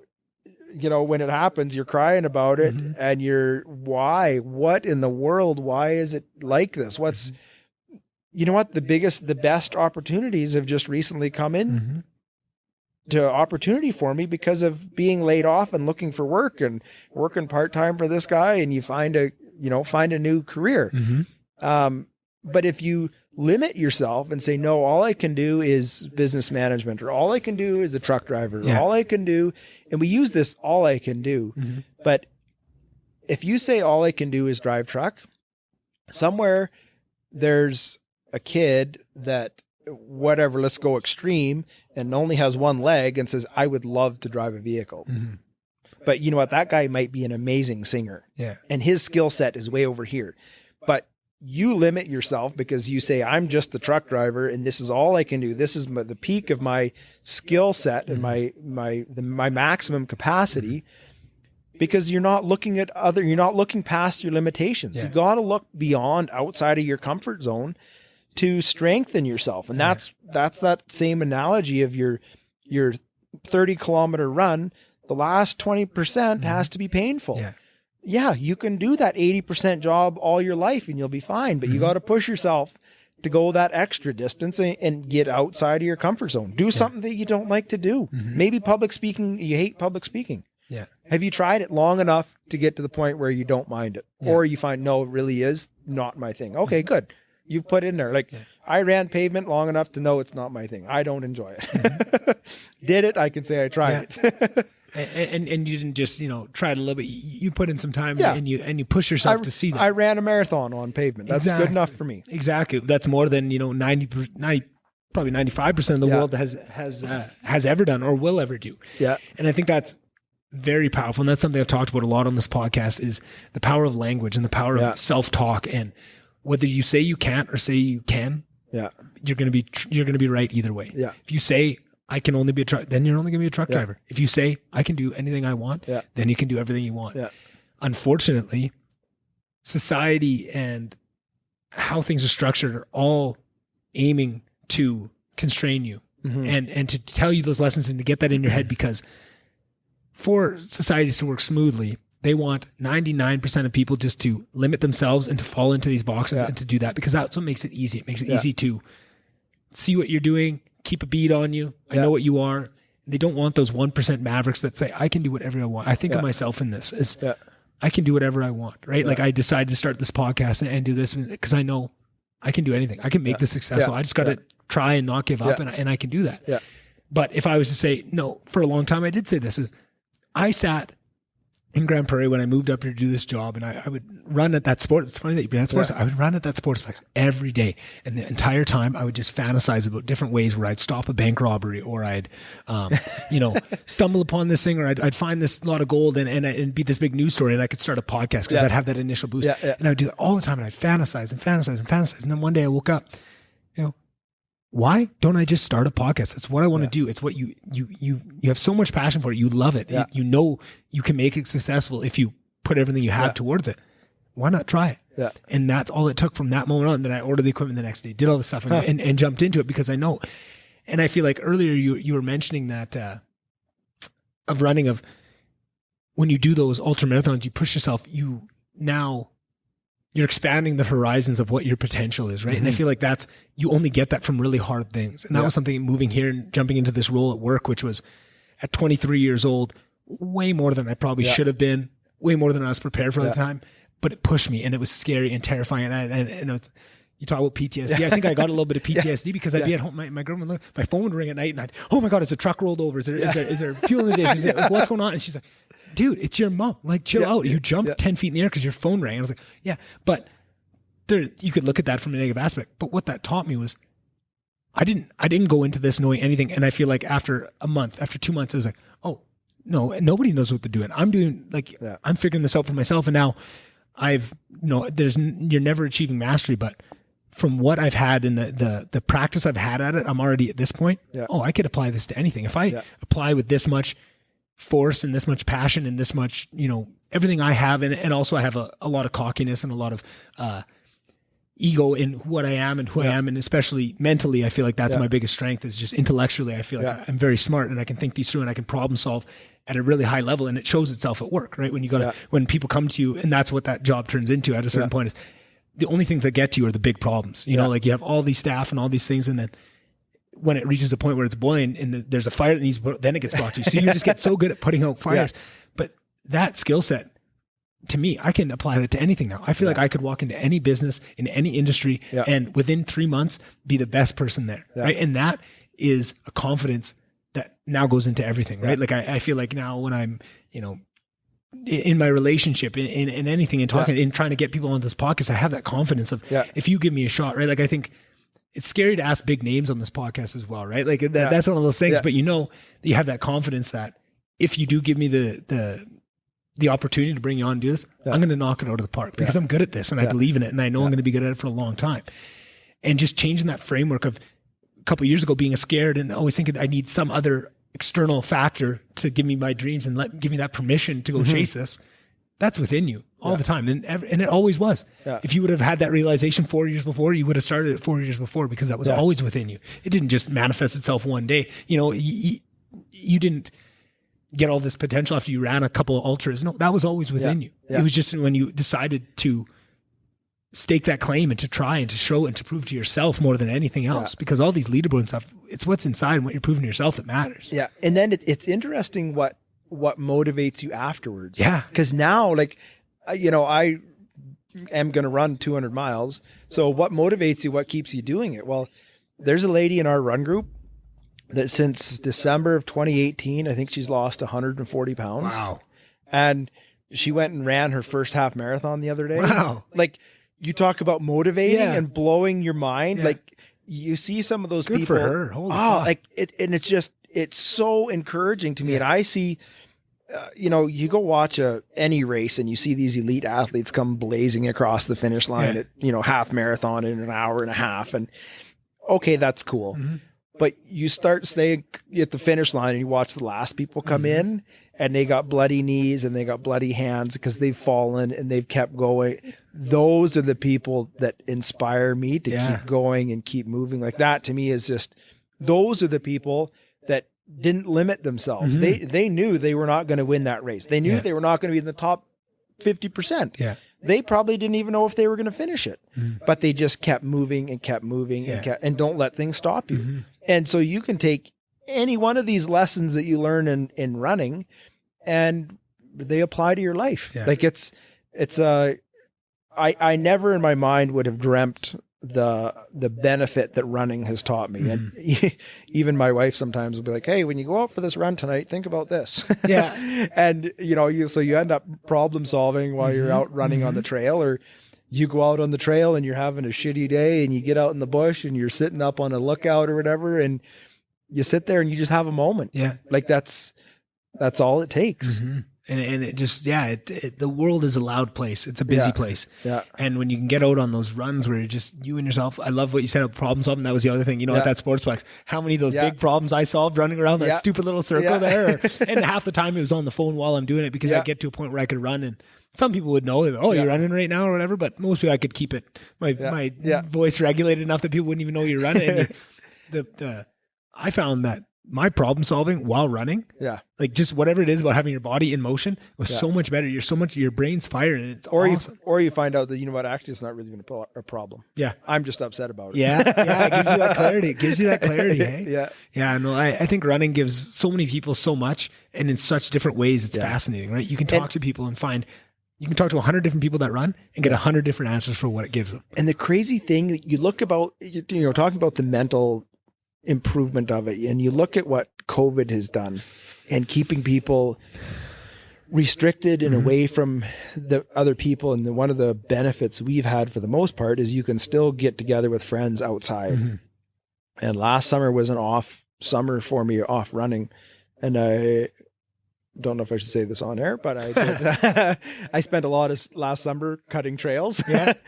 And those trails out there, we did a run end of last summer, and there weren't any restrictions then for outdoor. No, I think we had to start it in waves because there was like 100 people. And so I think we started them at waves of 25 people every 15 minutes. So we sent 100 people out on this trail. And then of course those people take their friends and their friends. And that trail, it's a 10-kilometer loop out there in Evergreen Park. And you would be blown away with the number of people that are out there on that now. There's a 10-kilometer outdoor loop. It's the best trail in the world. That's what we got to run. That's what I'm saying. you can run 10K. So we'll go out and I'll show you that trail. Like it's just like, I love every minute of that trail. We hike it with my wife and I, we go out there. But then, and my coach does these things where she does these virtual challenges, which is kind of all there is right now for races. And she messaged me the other day and she's like, hey, in June, we're going to do a virtual challenge and we're going to sponsor a leg of your 200-mile run. So my coach is crazy. She's ridiculous.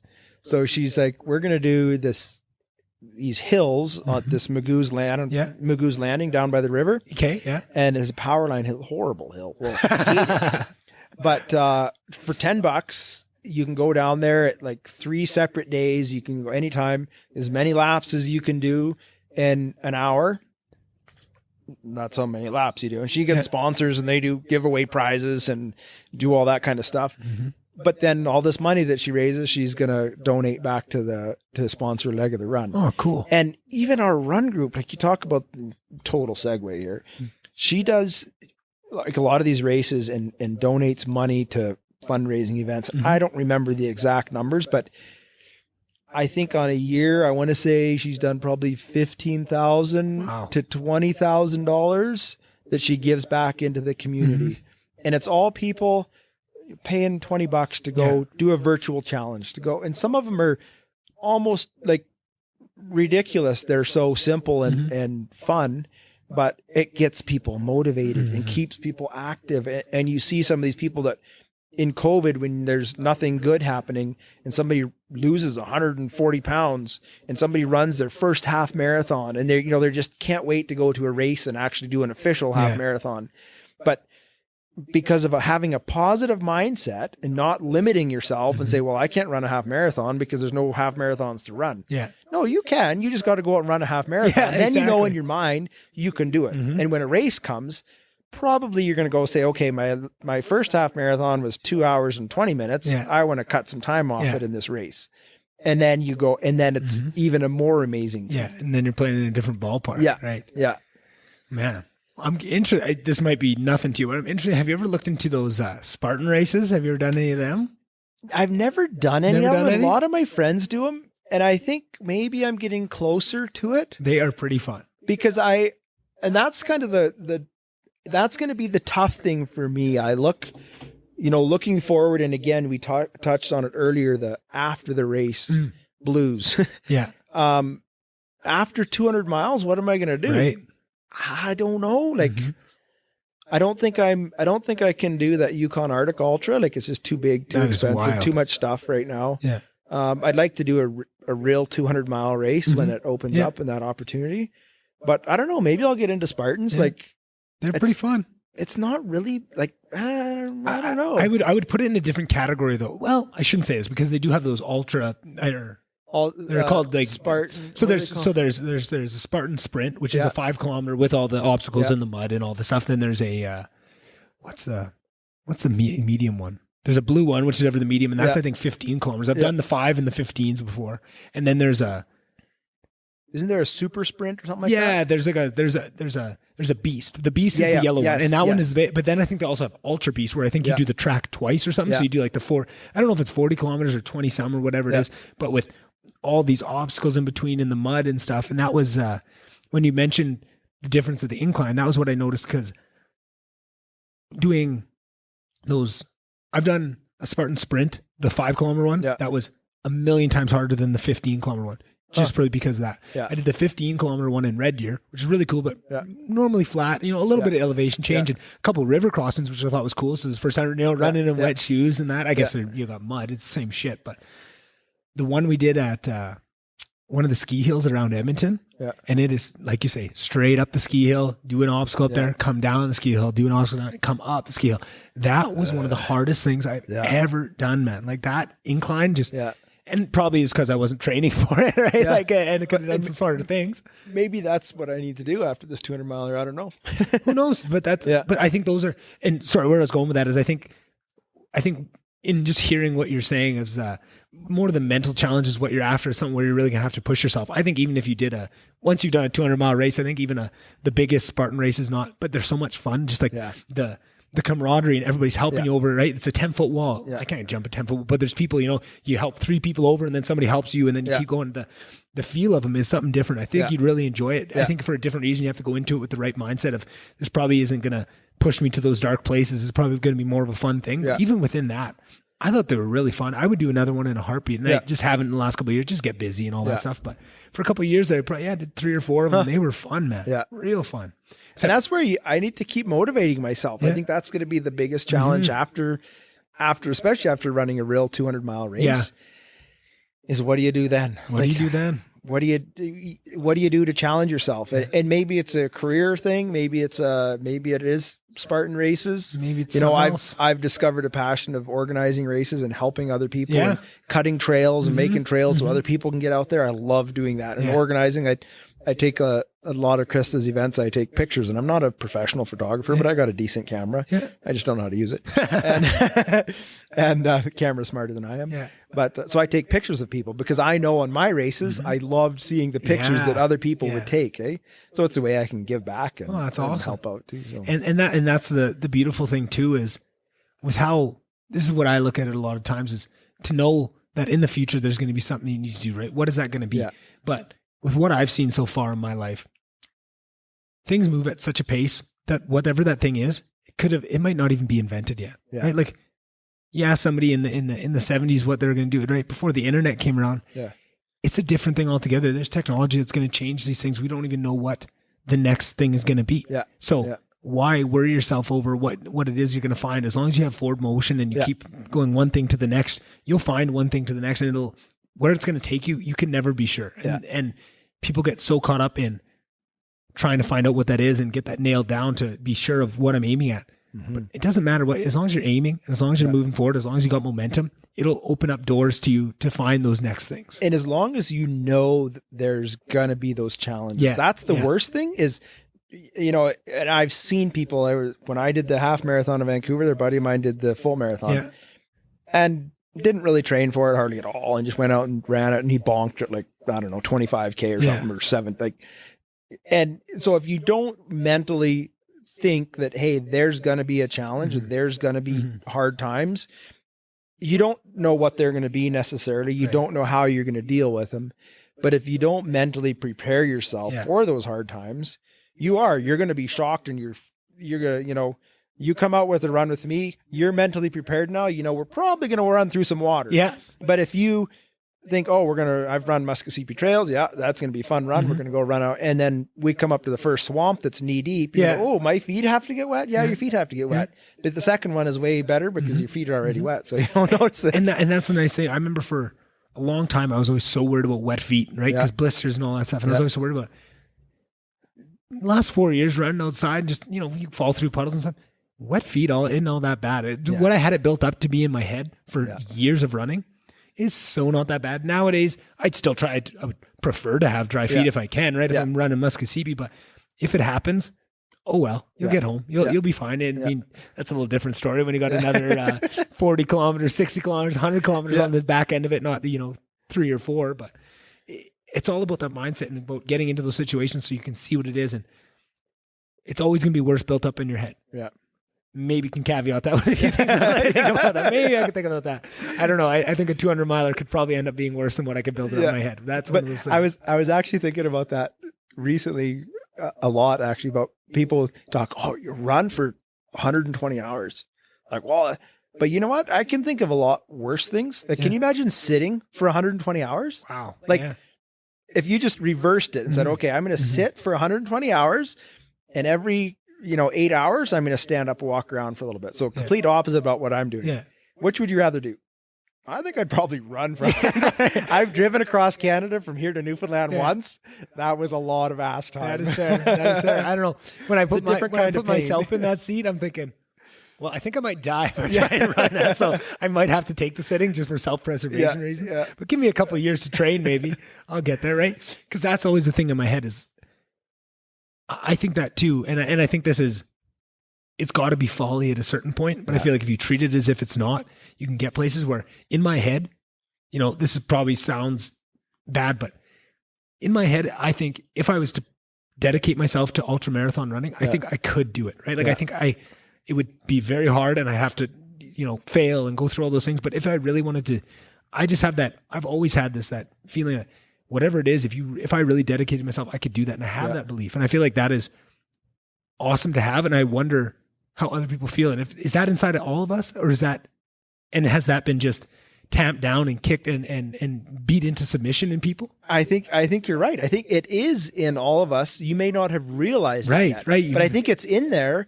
And it just has to be woken up and the surface scratched off it. Yeah. And that can happen in so many ways. Oh, it can be in your professional life, in your relationships, in your athletic life. Yeah.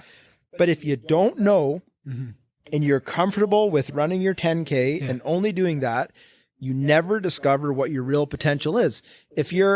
I'm just using this as an example, no offense to anybody that's a cashier, but if you're a cashier at a grocery store and you're 25 years old and you're perfectly happy with doing that, you can limit yourself to be a cashier, or you can say, you know what? Hey, I'm going to go talk to the manager. When he goes on holidays, I want to cover your job while you're gone. I want to be a supervisor for it and see what it's like. Try it out once. Yeah. Go try that that marathon in the bush. And you know what? This is nice. Okay. Now how do I become a manager? How do I become a supervisor? How do I push myself to that 30K, to that 40K? You might discover, oh, nope, I've got bad knees, or nope, I don't like dealing with the public that much. I'm going to go back to my cashier because that's my comfortable position. That's my best potential. Yeah. Perfect. but you've at least explored the limits beyond it. You've pushed yourself farther out of your comfort zone, and you know that's not for me. This is my forte. And then it pays back in so many other areas, right? Like when I went to work and went through those processes of figuring out what I was capable of and all those things, now it pays back in all these other ways. Now jumping into something like this podcast, that is a scary endeavor, right? You have to put yourself out there. But I know other than the scary parts of, putting yourself out there and those things that are almost like the public speaking side of the fear. Yeah. That's one thing, and that's always going to be there. But then the other side of it, of all the business side of like, you need to learn how to run the equipment. You need to learn how to get guests on. You need to, learn how to talk on a mic and make this entertaining for people. Yeah. I knew like, I'm going to be good on all that stuff. I said like, all the other stuff aside, that's the scary part. This I know, but I only know that because I pushed myself to places of uncomfortability I say push myself, but I think I have to give a lot of credit to, people around me for saying, hey, figure it out and just pushing me in. And I was upset about that at the time. Like, what the fuck, guys? I thought you were going to help me out and, show me the ropes and teach me how to do this. No, it's just sink or swim, figure it out. Yeah. That sucked at the start, but that was so beneficial for all these things. Cause now I know, I can jump into a company of that size with this responsibility at 23 years old and figure this shit out. Yeah. All right. Well, now I know I have at least that capability. Yeah. So now eventually I want to get this podcast to a point where it dwarfs even that. Yeah. And the scales that I'm talking and working with this podcast is even above that. And I know that when that time comes, I'll step up to that mantle and I'll do it. And I'll probably fail a couple times and I'll figure it out. Yeah. But until then, nothing at the stage of what this podcast is now, nothing will ever be to the point of difficulty and fear and uncertainty that I've had at work. Right. So now this is peanuts. This is nothing. Right. Yeah. This is nothing. And it gives you that freedom to get it. That's not to say I want to keep it that way. I'm doing everything I can to get it away from that and into these scary parts where I want to, bring on a really big guest that I have to, talk through managers and all that stuff and bring them on and have it very professional. That is something that my goals are. And at that point, I'm sure that fear will be just like it is. And I'll be worried and that, and I shouldn't say that. I mean, that's bullshit too. I was nervous before you came here today, right? Yeah. There's always those nerves. Yeah. I mean, I'm talking like I'm Superman here and I'm really not, but it's just about having those, pursuing something, even if it doesn't seem to one for one equivalate over to these other parts of your life, it will. It might not be 1-to-1, but it might be 1 to 0.75. And it might not be right now either. Yes, very good point. Very good point. But eventually it's worth it. Yeah. And if you understand that it's worth it and you trust that and you have, I say the word faith too many times in this podcast and people are probably sick of it, but if you have faith in the process that if I do dedicate myself right, it will pay off. It might not pay off in the way I think it will right now, but eventually it will. Just like you talk about, all that work you put in, and you have a year of COVID and layoffs and all this stuff, and all that work you put in is now paying off here. Yeah. And all that, all that knowledge you learn how to run is now helping you find this, cutting trails and these others and organizing that you wouldn't even have the doors open to know you would enjoy that before, unless you put all that work in. It builds upon itself. Yeah. And so another question or comment I often hear is, I could never run 100 miles. Yeah. 3 years ago, three years ago, I would have said the same thing. Yeah. But you can't look at the big picture, which is again kind of because sometimes you say you got to look at the big picture. You can't look at the end goal. You have to look at it's baby steps. You got to run a 10K first. Yeah. And so often I get people, I'll invite a guy like yourself to come run with me. I'm gonna go around 30K. Come run with me a little bit. Oh, you're training for a 200 miler. You're gonna go. I can't keep up to that. I can't do that. It starts with 10K. It starts to come run 3 kilometers with me. Some of my runs, I start power walking with my wife for 5 kilometers and we start with a 5K power walk and then I go run. But we just want to jump ahead and jump to the end goal, which you're just setting yourself up for failure. Yeah. You have to go through the process and take the little baby steps and get through those uncomfortable positions, learn all those little lessons that you have that are going to make you successful when you get to that 100 mile or 200 mile stage. For sure. So we have to take it one day at a time and pay attention to the little things in there that we learn along the way. Yeah. And just break it up into smaller, more manageable tasks. With running, it's easier because it's all incremental and there's kilometer marks and you can break it up like that. That's why a lot of those races are all broken down into legs. And I set a goal time for each leg and I just focus on that leg. Okay, finish this one. Now on to the next one. Where do I do on the next one? One foot in front of the other. Yeah. Awesome. Yeah. Well, we've been doing this for fucking 3 hours, and it blew by. I told you, it blows by. I didn't think you could talk that long, or I could talk that long. It sneaks up on guys, but just want to make sure before we hop off that all the people that are helping out with this, supporting the Odyssey House, all the sponsors, everyone. And while we're talking, my own brain is turning on ways that I can help out and maybe use this podcast to bring some things forward. So maybe when we hop off, I'll maybe run a few ideas by you for ways we can maybe raise a bit more money too, and then we'll try and leverage this and what we did here. And if you want to use this conversation for anything, but besides that, I want to make sure you get a chance to talk about all the sponsors you have so far and who's helped you out. So like I mentioned, I think before we started the podcast, that interesting how I was going to focus on getting businesses to sponsor. Yeah. And so many people, or so many of the sponsors I have are actually people, like just individuals who have said, you know what, I want to help out. My mom and dad, they were the first sponsor that jumped on, and basically semi-retired, and I sure didn't expect my dad to pitch in $500 to sponsor a leg. Again, no recognition. It doesn't do him any good to sponsor a leg. But he wanted to sponsor it in memory of a good friend of theirs, Brenda Hotston, that passed away of cancer in November. It's just a beautiful family and an example of how a family can be and the success of a couple. And they had 5 kids under 15. Just one of those things in life where you look like, that's such a shitty situation. Like, why would that ever happen? Why would somebody like that, a beautiful family, and the mom passed, and I think she was my age, like she was young. Wow. And so, and these are the stories that I hear, and every one of these sponsors, talk about motivation. Hey. Yeah. And it just like, I go through some of these. Jason Smith, I've never met him yet. He's a friend on Facebook. We're maybe run this weekend. Not the Oilers captain, Jason Smith. I don't know. Maybe. No, he lives here in Grand Prairie. Yeah, okay. But he pitched in, challenged 9 other people to pitch in $50, and they sponsored a leg. A buddy of mine, Joe, he's got a security company, Pacifica Securities. Okay. Just loves what Odyssey House does and wanted to support him. Canadian Tire, they gave me a huge donation, and I'm like, wow, this is like sponsoring a whole bunch of legs with this money. I'm like, what do you want to do? What can I do? And he was like, you know what?